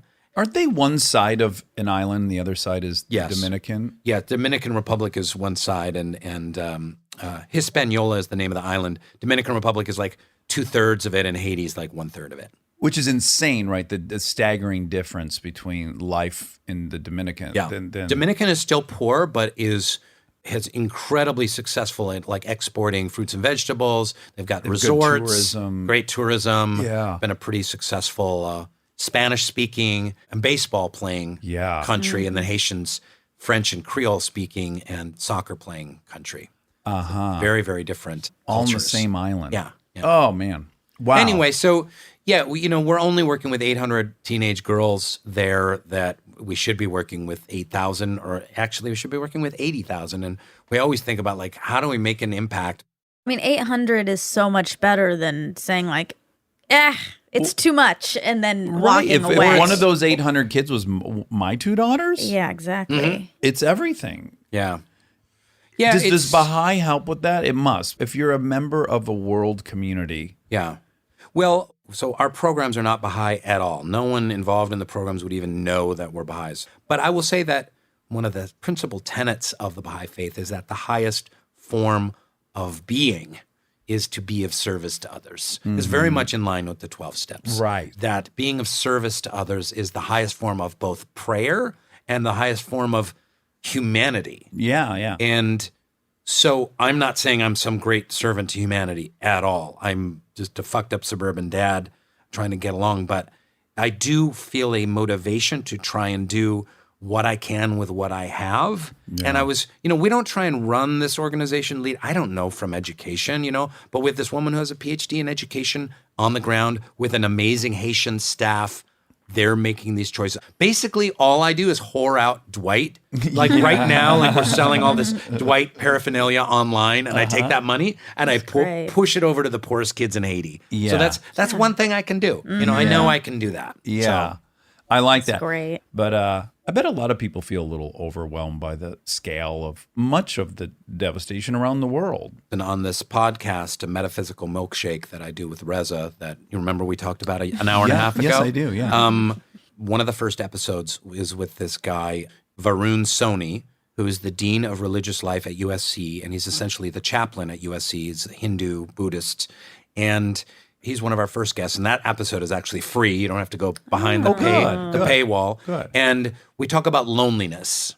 And he talks about this young generation, the epidemic of anxiety, depression, and suicide. And his theory is that it's based in loneliness, that these devices and this social media have alienated and disenfranchised us all from human connection. Yeah. And that young people are feeling more and more alienated and ostracized. And when I speak a lot at like college campuses and stuff like that. And I see the pain that a lot of young people are really in. And this is part of the pain, is like there's so much suffering in the world. Plus you throw climate change in the equation and the ramifications of it for our children and their children is horrific. And you've got this young generation inheriting this mess. And that's a big contributor to the anxiety. So, you know, what's the answer? I don't know, but I do know that it's not doing nothing. That's not the answer. So everyone can find their way. You don't have to wait till you're a TV celebrity to kind of find your way. And that's one of the big regrets I have in my life is, why did I wait till I was a fucking TV celebrity to try and like give back? Couldn't I have done that when I was a struggling actor? And I did volunteer here and there, a few little things here and there. But it used to be that when I was a kid in the 70s and the 80s, people were like, hey, listen, do your best. As long as you're not hurting anybody else, you're fine. Have a nice life. Enjoy your family. Live in your cul-de-sac. If you're not hurting anybody else, it's fine. And I think for a while for humanity, that kind of worked. I would say maybe from the 50s through the 80s, that kind of worked. But now with like climate change and social injustice happening and a lot of the issues on the planet, we have to do more than just not hurt anyone else. We have to actually do something positive and proactive for others as a species if we're going to survive, thrive, flourish. Yeah. Well, it's interesting you say that. I had this thought the other day, which I don't know why I had never put these elements together, but as an atheist, if I die tomorrow morning, in my worldview, I won't experience that. I will be gone. There will be no suffering on Dax's end when I die tomorrow, right? The suffering will be had by the people in my life who love me, who are going to miss me. And so I kind of reversed engineered in my mind. I was like, oh, the only value a person can have is the value that other people give to you or carry for you. And so I think we are aware of that on some level, like in a subconscious level. Are we immersed in a community that will mourn us when we pass? Or are we going to die and no one will notice? In which our life really had no value because it had no measurable suffering attached to it and no measurable flourishing by others. So I think that's part of the despair of not having community. That's really interesting. That's super thought provoking. Because I'm gonna die. Don't mourn me. I won't be experiencing death. You know, it'll just go. But that's not what people will be mourning. They'll be mourning the loss of Dax. Sure. Or the loss of what Dax adds to their life. Right. That no longer will exist. Right. And that's painful. And if that's important to you, then, and if there's other atheists listening, then isn't the alleviation of suffering of others, shouldn't that be kind of high up on the list? Yeah. Not to go to heaven and get some kind of God brownie points and angel wings or something like that, but simply to have a legacy of alleviating other people's suffering, however that is. It can be through science. It could be through all kinds of ways to serve your community, large and small. In the Baha'i writings, Baha'u'llah says, I have made death a messenger of joy to thee. Wherefore dost thou grieve? That we're all souls inhabiting bodies for a period of time. Just like when we were babies, we rode around in a womb for a while, developing our toenails and our eyebrows and our elbows and arms and feet and eyeballs and stuff like that we'll need for this world. Yeah. In this physical reality, we're developing our spiritual eyes and ears and elbows and eyeballs that we'll need for whatever the next plane of existence is, that we're all going to, by the way. It's not like the chosen ones go to heaven and hell. There isn't a heaven and hell in the Baha'i writings. And so for me, I would want people to joyously accept, not mourn at all, but say, oh, he's on to the next phase. Right. And you know what? In a blink of an eye, we're going to join him there and we'll all be together doing podcasts in whatever the version of podcast is in the next dimension. Well, I've never ever wanted to be wrong about something more than that. So I will be Dax, delighted to I be am pro. going to see you on the other side. I can't wait. We're going to high five. We're going to do another podcast. Great. We're going to wait for a little bit. Then Monica will join us. Oh, great. We'll sit in the attic up in the whatever this next phase is beyond the material meat suit world. I love And that. trust me, we're going to be there. I'm going to see you. Oh, and if great. you're right, then whatever. We won't gave it a know. We shot. won't know. Yeah. It's don't worry. Yeah, my yeah. version doesn't suck either because you just won't know. Yeah. As long whatever causes you to read, but to live a rich, varied, service-oriented, fun, imaginative, love, connection-filled life, right? Yes, Yeah. I agree with all those virtues and principles. Rainn, thank you Wait, so much. before you go, I have one criticism Okay. for you. Okay. Stop referring to yourself as a TV celebrity. You're a celebrity. Oh, You don't need to keep putting TV in that's front what of I it. like to do Is that too. is that Don't do that. Is that a holdover from our feature film failures? Yes, it is. You're holding on to that. You don't have to qualify your celebrity. You are one, and you are one. Well, thank you, Monica. I'm just saying. Okay. Don't do it. Unbelievable that a car washer from Detroit and a moving That's van right. driver or any And kind a of cheerleader from Atlanta. Well, were a that seems more predictable State that that champ. person would become successful. You were a cheerleader? Really? State I was. champion. State champ 2 times. State Were you the champion. tiny cheerleader that was at the top of the pyramid Of and that would get course. flipped like 40 times in Of the air? course, The yeah. flyer. Yep. Yeah. She High even flyer. got, people caught her by her vagina. This is one question I finally had to ask her because we were watching and I was like, it's not as Certain clean moves. as you would think. Like, it's not as clean. We just think in our they're head just like like- they're professionals. Yeah, Did you just just sticking get- hands. Hands are going up asses and Yeah, stuff. yeah. Like, it's Oh my goodness. happening. Sometimes. And You I do s- what you got to do to make it Yeah, look and good. I said, did you ever get like a finger almost in you? And she's like, oh, 100%. And you just, it's not even, it doesn't feel like that. It's just like, oh, I got bumped into. Yeah, And I'm like, that's God right. bless. There's nothing sexual Just imagine about it. being a dad watching this whole thing. Oh, I think they caught her by her vagina. Okay. Well, she seems fine with it. Okay, let's keep going. And they won. Yay! Wow. Yeah. Rainn, thanks a million. And I want people to listen to your podcast, which you have 2 of. One of them is called Metaphysical Milkshake. Yes, that's on Luminary. Metaphysical And Milkshake. I have on another one Luminary. that's a Baha'i one, Baha'i blogcast. That's I talk to Baha'is about Baha'i stuff and has like 17 people that listen to it. I listened to one. Well, I'm 18 because I listened this morning to you had a gentleman on who teaches Black Studies. yeah, somewhere. Derek Smith. Yeah, Yeah, there we go. Yeah. Okay. It sounded like 2 nice Right, human you beings. listened to the wrong podcast in preparation for this interview, but that's okay. Very on brand for me. Yeah.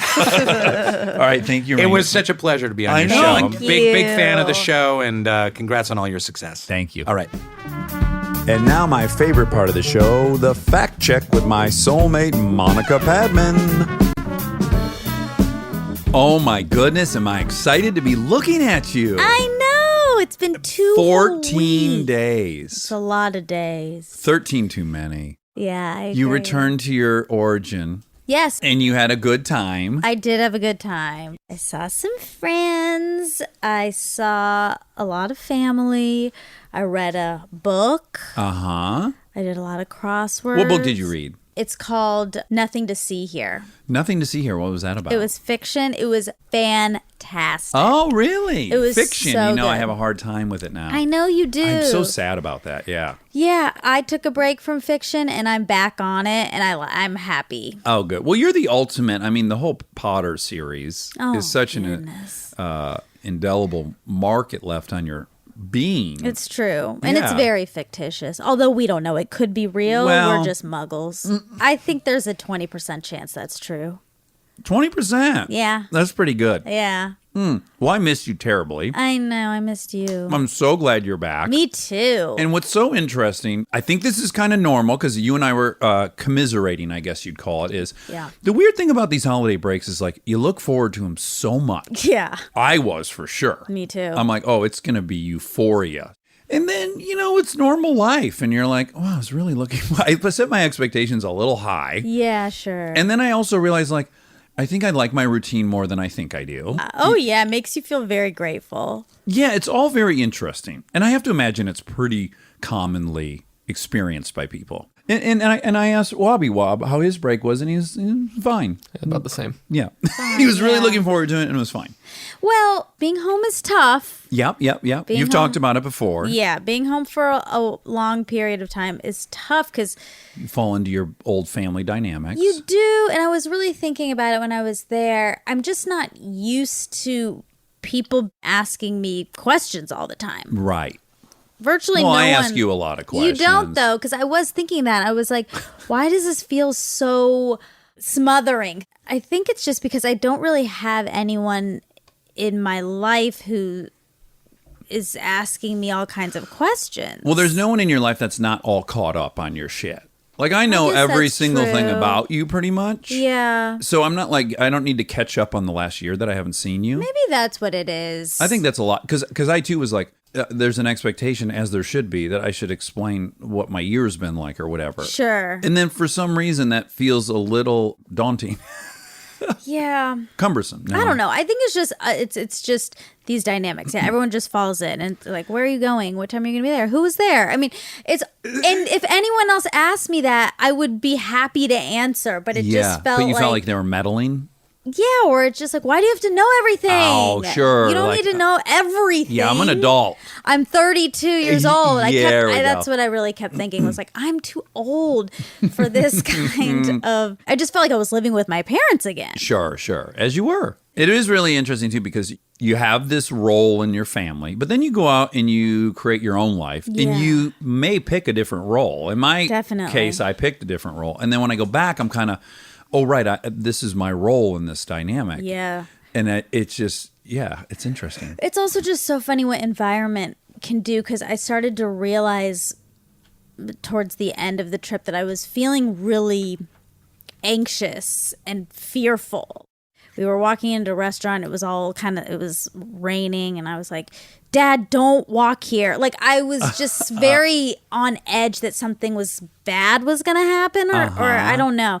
And I think I grew up feeling pretty fearful and anxious. And so, like, that environment's re-triggered that. Yeah. It was so strange. Well, you do every year you do the New Year's Eve at Grandma's, right? Yep. And then you list stuff that's scary or something. There was some part. No. What's that? I know what it is. It's just that you have to be there. It would be very bad. Oh, there's a superstition Yeah, that superstitious. if you start the year with them, you end the year with them. That's right. That's what it is. Okay, so the fun stuff I consumed. Yeah. Because I also want to say I loved seeing my family and I love being Yes. with my mom and all that. Just let me be clear about that. Yeah, It was very of nice to see course. my brother and my sister-in-law and my nieces. On the ride up, we consumed two podcasts that I really want to recommend. One is Root of Evil. Yep. About the Black Dahlia murders. Yeah. Holy smokes. I have one left, I think. Oh, you got into it. Yeah. Yeah. Do you love it? Yeah. It's one of the darkest things I've ever It's heard. very hard. And not the murder part, the sexual stuff is Well, all of it's rough, but yeah. Yeah. I guess for me, I was just like, oh, that sexual stuff is fucking crazy. Oof, I know. Really good podcast, though. Yeah. And then we listened to the Jeffrey Epstein one, which, I have, I had a very cursory knowledge of what's happened to that guy. I knew he Same. fucked underage people or something. He's a sexual predator. But really, I don't know why he's rich. I didn't know anything. So that was really good. The Mysterious Mr. Epstein. Okay. Really good, fascinating. Again, dude, there's so much sexual deviance and fucking pathologies going on. I know. And I kind of launched a theory because it's really interesting. As we were listening to the Black Dahlia one, it kind of goes into what was happening with this guy. He was a doctor in LA. He was the first head of the VD program. Yep. And he had kind of some leverage over people, it seems. Some clout in the city for sure. And he was wealthy. He was selling treatments that people didn't need and shit. He was a con artist, and he hung out with all these surrealist artists, and he would have these orgies. Yep. And they all had this very progressive view on sexuality and stuff. And so, They also until it gets to the part where he has sex with his daughter, which is they have progressive views, but they're also very misogynistic. they're very misogynistic, yeah. But I was only at the part where you just kind of learn that they had orgies, right? Right. And so I was talking to Kristen, and I was like, it's weird. There's a part of me that is over-sexualized, and I go yeah, that's kind of cool. Orgies, being sexual all day long, every day. I'm admitting that part of it appeals to me. Now, I don't know if that's residual damage or something. Yeah. Who knows? But at the beginning, I was kind of making this case. It's I can kind of relate to just going Yeah, dude, orgies. But as the story progressed, I was like, the problem with it is it's an addiction like any other, and it has to top itself. So it's like, first you just want to have sex a lot, and then if you get to have sex with a lot of people, that's cool. And then like, oh, maybe multiple people, and you're watching other people have sex, that seems heightened too.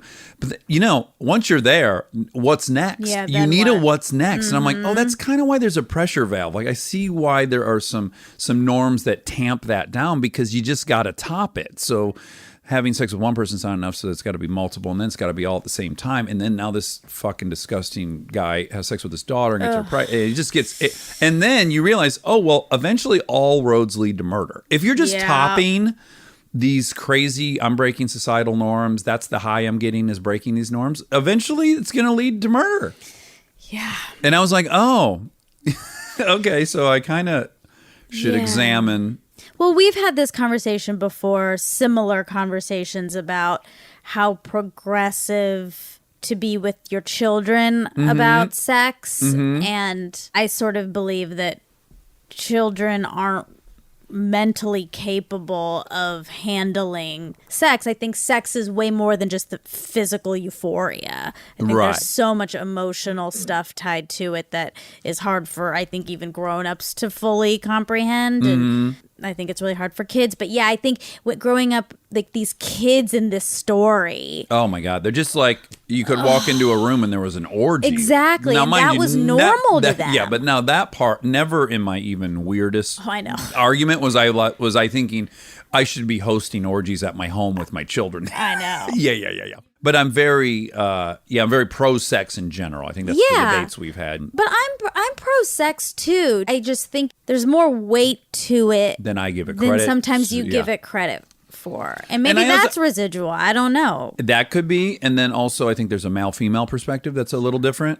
There might be. I mean, I think people should have sex whenever Yeah. they want to. But I think it's naive to say, or maybe not naive, I think it's a little bit erring on irresponsible and to an extreme sociopathic to just make it about just the physical activity, because it's not just the physical activity. It's not. You're right. And it's infinitely better when it's respected and and reciprocated. and if there's an emotional exchange happening as well as a physical one. Yeah.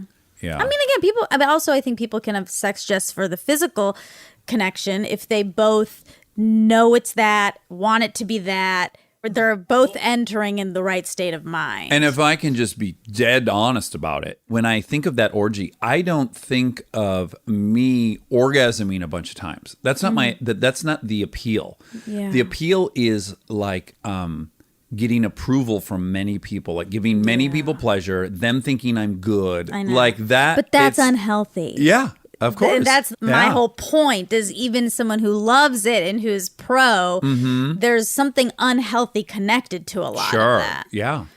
I don't know. It's tricky. It is, because it's also a fucking blast. It's fun. Yeah, sure. Yeah, but anyway, so you listened to this podcast. So that was great. So what happened is we drove up with the whole family. Yeah. And God bless them. They spent 2 days in a car with me. Yeah, your favorite thing. I did not end up taking the Pacifica. I just want to be honest. Oh, you did not. I ended up taking, it's called a Durango SRT, 485 horsepower. I was Oh, towing boy. a trailer. You never knew that trailer was behind us. It was awesome. I got so much pleasure out of just driving the fucking thing for 2 days. know. Anyways, I recognized like these 3 people probably don't desire to be in the car another 2 days. So I said, why don't you guys fly home? They flew home. So then I get to really put some road behind me. You know, Sure. I drove the whole stretch in 13 hours. Oh my goodness. I dropped the girls off at the airport at 10 a.m. and I was at home at 11 p.m. Wow. with one pullover. As you know, I told you I got pulled over. Yeah. Anywho, then I listened to Live and Die in LA, which I had read got like best podcast from AP or something. And it was really fascinating. It was Well, really- what is that about? It's about a woman who goes missing here 10 blocks away. I think she was Romanian. She was Albanian culturally and ethnically, but they lived in Romania, I think. And she was here living in LA for like 18 months, aspiring actress, goes missing. And then you find out she's got this boyfriend she knows from acting class, but that guy's engaged. Oh. And then all this stuff. It's an incredibly riveting thing. The one takeaway I want to say is they end up, this journalist he gets the password of this guy, the alleged killer, Google account, and you can type in, I forget what it was, but you can type something into Google and they will send you everything they've ever gathered on you. They have to now. Really? Everything you've ever fucking done for the last 5 years or 6 years is documented to the second. So they got to go on the day of the disappearance. They followed his Google history, which is checking in every, like, forget cell phone tower pings. Those are Yeah. useless. The Google thing that knows your exact location to the point where, like, if he pulled over down a dirt road, they knew he was around the car, walking around the car for 45 minutes. Oh my God. They know he went to a hardware store. They figured out he bought shovels. Like, they know everything you've done. Is There's it a record ethical? of. I don't know if it is. I mean, of course, I like that it's helping murderers get discovered, but Now, every single pit stop you've made anywhere Wow. exists. You could just get it right now. You could type in this, and they give it on the podcast. They give the web address you go to, and you type in your thing, and they send you everything they've gathered on you. you have to prove that you're the person, right? Well, I think you have to give your password to Google. Oh, wow. Yeah. Oof. I mean, they stopped at this gas station for 6 minutes. They stopped here. He went out of range for 49 minutes where they found the body. I mean, all Oh, my yeah. Well, okay. I guess don't commit murders in 2020. You can't. You can't. Yeah. get You got to caught. leave that phone at home. Is Did what you got to do. did I don't know if I you should watch- give tips to people on how to avoid getting caught, but Did you watch Don't Fuck with Cats? oh no, I saw that on it's called. Netflix. It popped up. It's What is great. it? Is it? It's What is it? great. It's a 3-part doc about this group on Facebook that comes together because a guy posted a horrible video of him killing a cat. Oh, I think I know about. And they all like go on basically this witch hunt to Sure. find him. And it Crowd mentality. escalates. Oh, I gotta watch It's it. really good. I watched it twice. I watched by myself and then I watched it with my parents. Really? You're so good about that. You'll watch something again. Other thing I consumed on the break, which is great, is Uncut Gems. I went to the movie theater and saw it on Christmas Day. I really want to watch that. Fuck, it's good. It's so good. He's so good, Adam He Sandler. is. So good. Okay, good. So that was some light housekeeping. Light housekeeping. Do you have any resolutions? Also, it's your birthday. Oh, it Happy is. birthday 45 years old. to my friend. Thank you. Very old now, 45. Nope. That's part of my New Year's resolution. Very young. My story is I'm young. You Why would are my story young. be I'm old? Yeah, I'm young. You look like you're 20. Oh, thank you so much. You sure do. Oh, my New Year's resolution is I'm going to start telling people I'm a great sleeper. I love that. Yeah, I'm going to try it. I think it's such a. This is ridiculous. Why is it ridiculous? I think don't know. that's I mean, the so fact that it's- evolved. I'm also, and this is so, I hated this about my dad. Because my dad was into Course in Miracles and he was sober and he was into all these spiritual things. And I was a Yeah. young, cynical bastard. Yeah. And he had daily affirmations on his mirror. Yeah, I And love- was like, oh, that's this is beautiful. so corny. Yes. But guess what? I'm going to do them. You're I'm going to gonna? put You're a Great Sleeper on my mirror. I like that. Yeah. That's going to be my new story. I'm a great sleeper. Man, I hit the fucking bed. Boom. Out. Solid sleep. You know, it's connected to your resolution from last year. To not complain. So I didn't do a great job last year. I mean, I got better. We kind of forgot about them. Yeah, it's just like, it's such muscle memory. You just start fucking I know. complaining. Oh my know. God. Yeah, my other resolution is to love where I'm at. That's good. I feel like you do a good job of that. I don't always do it when I'm filming because I'm like, I'm gone. It's so many hours a week and I get grumpy about it. It occurred to me like, what a waste. I got to love wherever I'm at. So that's the other one. I like that too. What are yours? I didn't make any, Okay. but I have a lot of things I want to do. So they're sort of resolutions, but they're just habits I want to do this year. Oh, okay. I have a new eating regimen. Oh, what is it? Is it regimen or regiment? I think it's what did You said regimen. you say? Regiment? With a T? Yeah. I think it's regimen. Yeah, Monica's right. Oh, isn't that regime? You're just That's- pronouncing the I. No, Short the vowels. regime doesn't have an N. Oh, okay. Anywho, so I'm going 2 days vegan, Okay. 1 day vegetarian, Okay. Ooh, I'm nervous. No. That's a big swing, but okay. No, it's not. Okay. 2 days vegan, 1 day vegetarian, 2 days meat only for one meal. Okay. That I got from Jonathan. Yeah, Saffron. saffron. Thank you, Jonathan. And then 2 days I can do whatever I want. Yeah. Let's hang on those 2 days. Well, no, it's good because then Can you make those days on my days off? yeah, exactly. okay. That really is what I'm thinking is like, okay, I'm going to dinner on Wednesday night. That day. We're going to Houston tonight for my birthday. I'm not really starting this till Monday. Oh, okay. I mean good. Sunday. Yeah. But the vegan thing is, I think, going to be hard, but I'm going to commit to it and I'm going to do it. Yeah. You'll find the things you like. As you remember, I did it for a year. I know. Yeah. Yeah. Jess has done it. Yeah. It can be done. It can be. I know humans have done it. Yeah. I can do it. 2 days. Those are good. Those are good resolutions. That's my diet.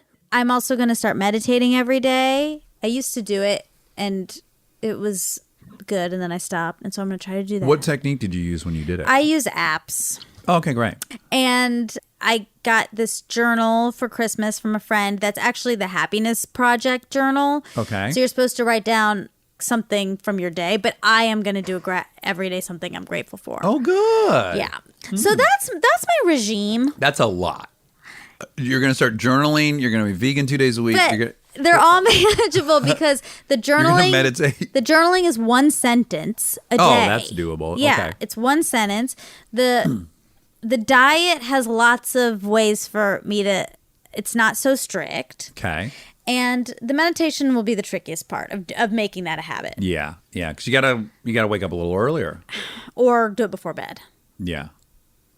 Is that when you can do it? I guess you can do it then. There's like sleep ones. The TM thing is you do it right when you wake up before you've had any coffee or anything. Sure. And then you do it at 5 before, or roughly 5 before you eat dinner, so your belly's empty. You're not like digesting food. Oh. That's kind of it's like midday. You reset interesting. again. Yeah. Yeah. I'm gonna do it. Okay, I think you will. I worked out a lot when I was home. Were you running? Yeah. Yeah. And then doing an apple butt exercise. Oh, Yeah. It's called apple butt? Uh-huh. I did a butt exercise yesterday You on tonal. did? 2 days ago. Yeah. On the tonal. On the tonal, yeah. And it gave me a burn. I've been like, I worked out a lot too up in Oregon, and I was squatting a lot and stuff. Yeah. So really focusing on that. My butt Apple too. butt, yeah. And Maybe that's our resolution to get an apple butt by the end of the year. God, I wish. And I thought, I'll do this tonal because I lifted heavy yesterday, and this will be easy. Yeah. It was not, and my quads have been sore. That's It is great. good. It is good. Well, yeah, I got a burn. Boy, burn apple bun burn. Apple butt. Okay, so Rainn. What a sweetheart. Oh my goodness. Yeah. I enjoyed him so much. You know, there's been a few people that have come in that when they leave, I just have been thinking about them a lot Yeah, since. Tony Hale. Tony. Yeah. And Rainn. Mm-hmm. Rainn said this lovely thing about us meeting all again and doing a podcast on the next spiritual plane. Uh-huh. And I just love that idea so much. I mean, I'm not saying I believe that's going to happen or I don't believe that's going to happen, but I think I'm going to choose to believe that it is. And again, in this year 2020, where I've decided to take the reins on the story I'm telling myself Yeah. and just pick the best story I can, Yeah. where I'm a great sleeper and I'm going to meet you on a spiritual plane. Why Yeah, not? I know. Why not? Yeah. I'm going to do that too. That's kind of like the undercurrent of the New Year's resolution is just pick my story now. Be conscious of the story I'm telling. Yeah. And pick one I like. Yeah, I like that. And then I'll have to confirm that my theory is correct. 'Cause Yeah. that's what we do. That's good. Okay, so you said 1 billion people are on Facebook and they generate $1 quadrillion in ad revenue. Yeah. That's right. A Googleplex of money. And Rainn said he thinks it's 3 or 4 billion, half the world. 1.62 billion people on average log on to Facebook daily. Oh my God. Yeah. And I Wow. forgot to look up ad revenue. Oh, that's okay. I think it's a Googleplex. Okay. Yeah. Okay, so he said The Rocker was one of the biggest box office bombs in American history. So not true. I know, because he said per screen average number of people that went to the movie, but nobody is calculating. Well, also the movie It on didn't that? cost a bunch. That's the thing. He has his own metric in his head for that, which is yeah. not what anybody else is evaluating box office bombs on. Because I looked that up, and I'm not going to read what they are because I don't want to do that. No reason. There's no reason. But he's not on the top 100. There you go. So- Yeah, there you go. There you go. I always say Chips bombed. Chips But- is not but- on the but- top 100 either. Also, like it cost $25 million and it made $26 million. Yeah, and then there then was, that's not- that and then can't there's even be video. So it's just considered a bomb. it's just a push. Yeah. It's a straight push. Yeah. But yeah, my head is a big epic failure. And but not I- this year. No, not Chips this was year. a rousing success. Well, it was a rousing success. I had the time of my fucking life. Exactly. Yeah, it was. It was a life win. and led you to a lot of amazing things. Yeah. Gonna fucking host Top Gear for crying out loud. For crying. Ugh. The British Office was 12 episodes. There was some confusion about how many Right, because there was like a episodes. Christmas special and Something like that. I never watched it, as you know. yeah, God, I'd rewatch that again. Okay, In a I'll watch it. Split second. Maybe. But you'll I'm probably really suffer from the loyal. same. Yeah, you'll suffer from the same thing I had. I know, but opposite. Yeah. Oh, he was talking about Baha'i and how there's a teaching in Baha'i about not to gossip. Mm-hmm. And he said he didn't know if it was in any other spiritual teaching. But there are some, like the Bible, I saw a proverb that says, a perverse man stirs up dissension and a gossip separates close friends. And then there's something in the Quran. There's like a few things that allude to gossip being bad in some of these other religions as well, but maybe they're just not. As explicit. Yeah, yeah. Or it's not a tenet that they're really putting a lot of stock in. Exactly. Yeah. Also, they use like hard to understand language in those books. Oh, I can't make sense of It's like Shakespeare. It is. Yeah. I can't do it. Okay, so he said that the Amish are dying of these crazy genetic diseases. Recessive disorders. And there is this guy, James Deline, not guy, doctor. Okay. This doctor, James Deline. This. And he serves the Amish in Wisconsin. Mm-hmm. So he has come across all these really rare diseases that are in that community and pretty much that community alone. I don't know if I need to go through all of them, but there's 7 He's really concerned about. Yeah. Okay. Yeah. What's the top one? The first one is called Galloway-Mowat syndrome. First identified in 1968. A little more than 70 cases of this genetic disorder have been described in the medical literature ever. This disorder can cause a range of symptoms, including early onset kidney disease, significantly smaller head circumference. Oh, boy. Yep. Malformations of the brain, seizures, reduced muscle tone throughout the body. Oof. I know. I know. I want to be ripped and smart. Those. It's feel the opposite of yeah. that. Yeah. One of them is like this horrible one where the children are born rigid, Oh, like not flexible. like stuck, and then they do pass. Oh, I my know. God. All I right, know. Yeah, that's Yeah, we enough don't of that need. list. Okay, Yeah, but, yeah. but anyway, I mean, This is why diversity is good. exactly. Yeah. There was this a fascinating episode of 60 Minutes a few weeks ago, and it had this Harvard geneticist on. And he was saying that they're working on this app where you would upload your genome to it, and then it would screen everyone else on the dating app and exclude anyone that would also have the same recessive gene you would have. And that they're saying within a generation of using this app, they'd get rid of almost all these recessive Oh my God. diseases that come up. Isn't that fascinating? Whoa, that is so interesting. Man, that was a great episode. I gotta watch Reversing aging, creating a DNA chain that no virus can live in, that they could add to your DNA and a virus simply can't do Oh it. my God. Inoculation from every single virus ever. That's- Simulation's real. This is my dad's The simulation. Shokes fucking simulation, man. He bought the platinum package. Wow, he really paid, which is ironic because We talked for 2 hours about your dad's simulation at the Hansons. You did? Yeah, yesterday on New Year's. What'd you say? Well, I was just making a case for me being an avatar in your dad's simulation, Sure. which they were very confused by. That my theory would be I'm computer generated. But I'm like, of course, for the generated, you'd have to believe you're real. The avatars Yeah. couldn't not think they're real. Of So, of course. course, I'm fake. And then we were just, he was like, but your story's, and I go, but Ashok's is better. Like, well, I left Michigan and came to Hollywood. Ashok left India. So this is like the Iliad or the Odyssey. This is a saga. But wait, okay. Now I got to get into the details a little bit. Okay, you want to get in the weeds? So my dad is paying per avatar? So I don't think that's listen, the case. your dad is hooked up to a machine somewhere. Correct. And he bought a package. He Yeah. bought a story. Yeah. And in the story, he's going to go on this journey and all these things are going to happen. So He's he gonna have to- knows going in? Well, Not no, really. because they have to surprise him. Exactly. Well, and your dad is unaware that he has bought this package. That's also part of it. Yeah. So my dad is in his own simulation. Yeah, he's hooked up to a machine somewhere and his brain is online living out this fantasy. Right. And I'm a character in it, as we've discussed. Yeah. And yeah, he in this package, he had 2 kids and he moved here and he became an engineer. Sure. All this stuff happened. Sure. It's all preordained, but he doesn't know about it. Yeah. But I don't think he knows what he bought. Like, I think he just bought a good The platinum package. Yeah, it's so I'm good. picking platinum. I want Yeah. it to be good all the way through. Yeah, with some struggles, but then some big victories and all this stuff. Exactly. Yeah. Yeah. But we also came to the conclusion that it's quite likely, not unlike these people who play Fortnite. Apparently, I learned this from my brother and my nieces, that that people weren't winning Fortnite or they weren't placing high enough. And so a little bit of dissatisfaction with the game was that it was too hard because there was all these other people that were really good at it. And that there's now bots in it. Now, I don't know if any of this is true, but there's now bots that were created that are just kind of average players or not very good players so that the real players can feel better. Oh. I don't know if any of that's true. This is Okay. what I was told. Okay.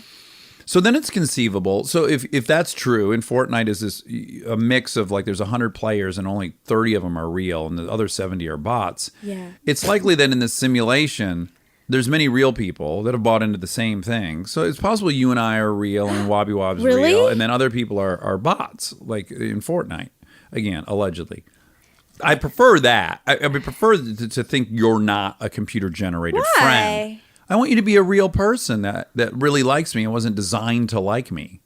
But we won't know, so who cares? Well, that's a very nihilist Well, view of it all. I don't want my kids to be computer generated. I want them to be real. but to you, they're real regardless. I know. Okay.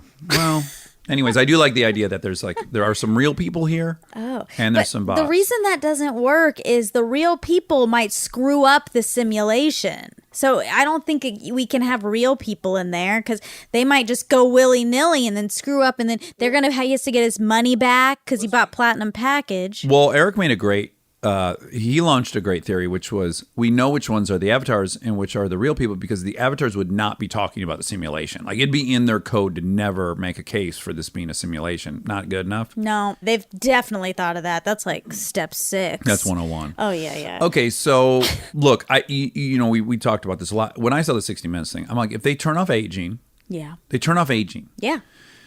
what are the odds that in a planet that's 5 billion years old, I lived in the 45 years of that 5 billion where they turned off aging? Impossible. It's a simulation. That one is That's true. a 5 billion year span. I was born in the 45 years where they turned off aging. You're lucky, Bullshit. You got in the best simulation. My dad's is the best one.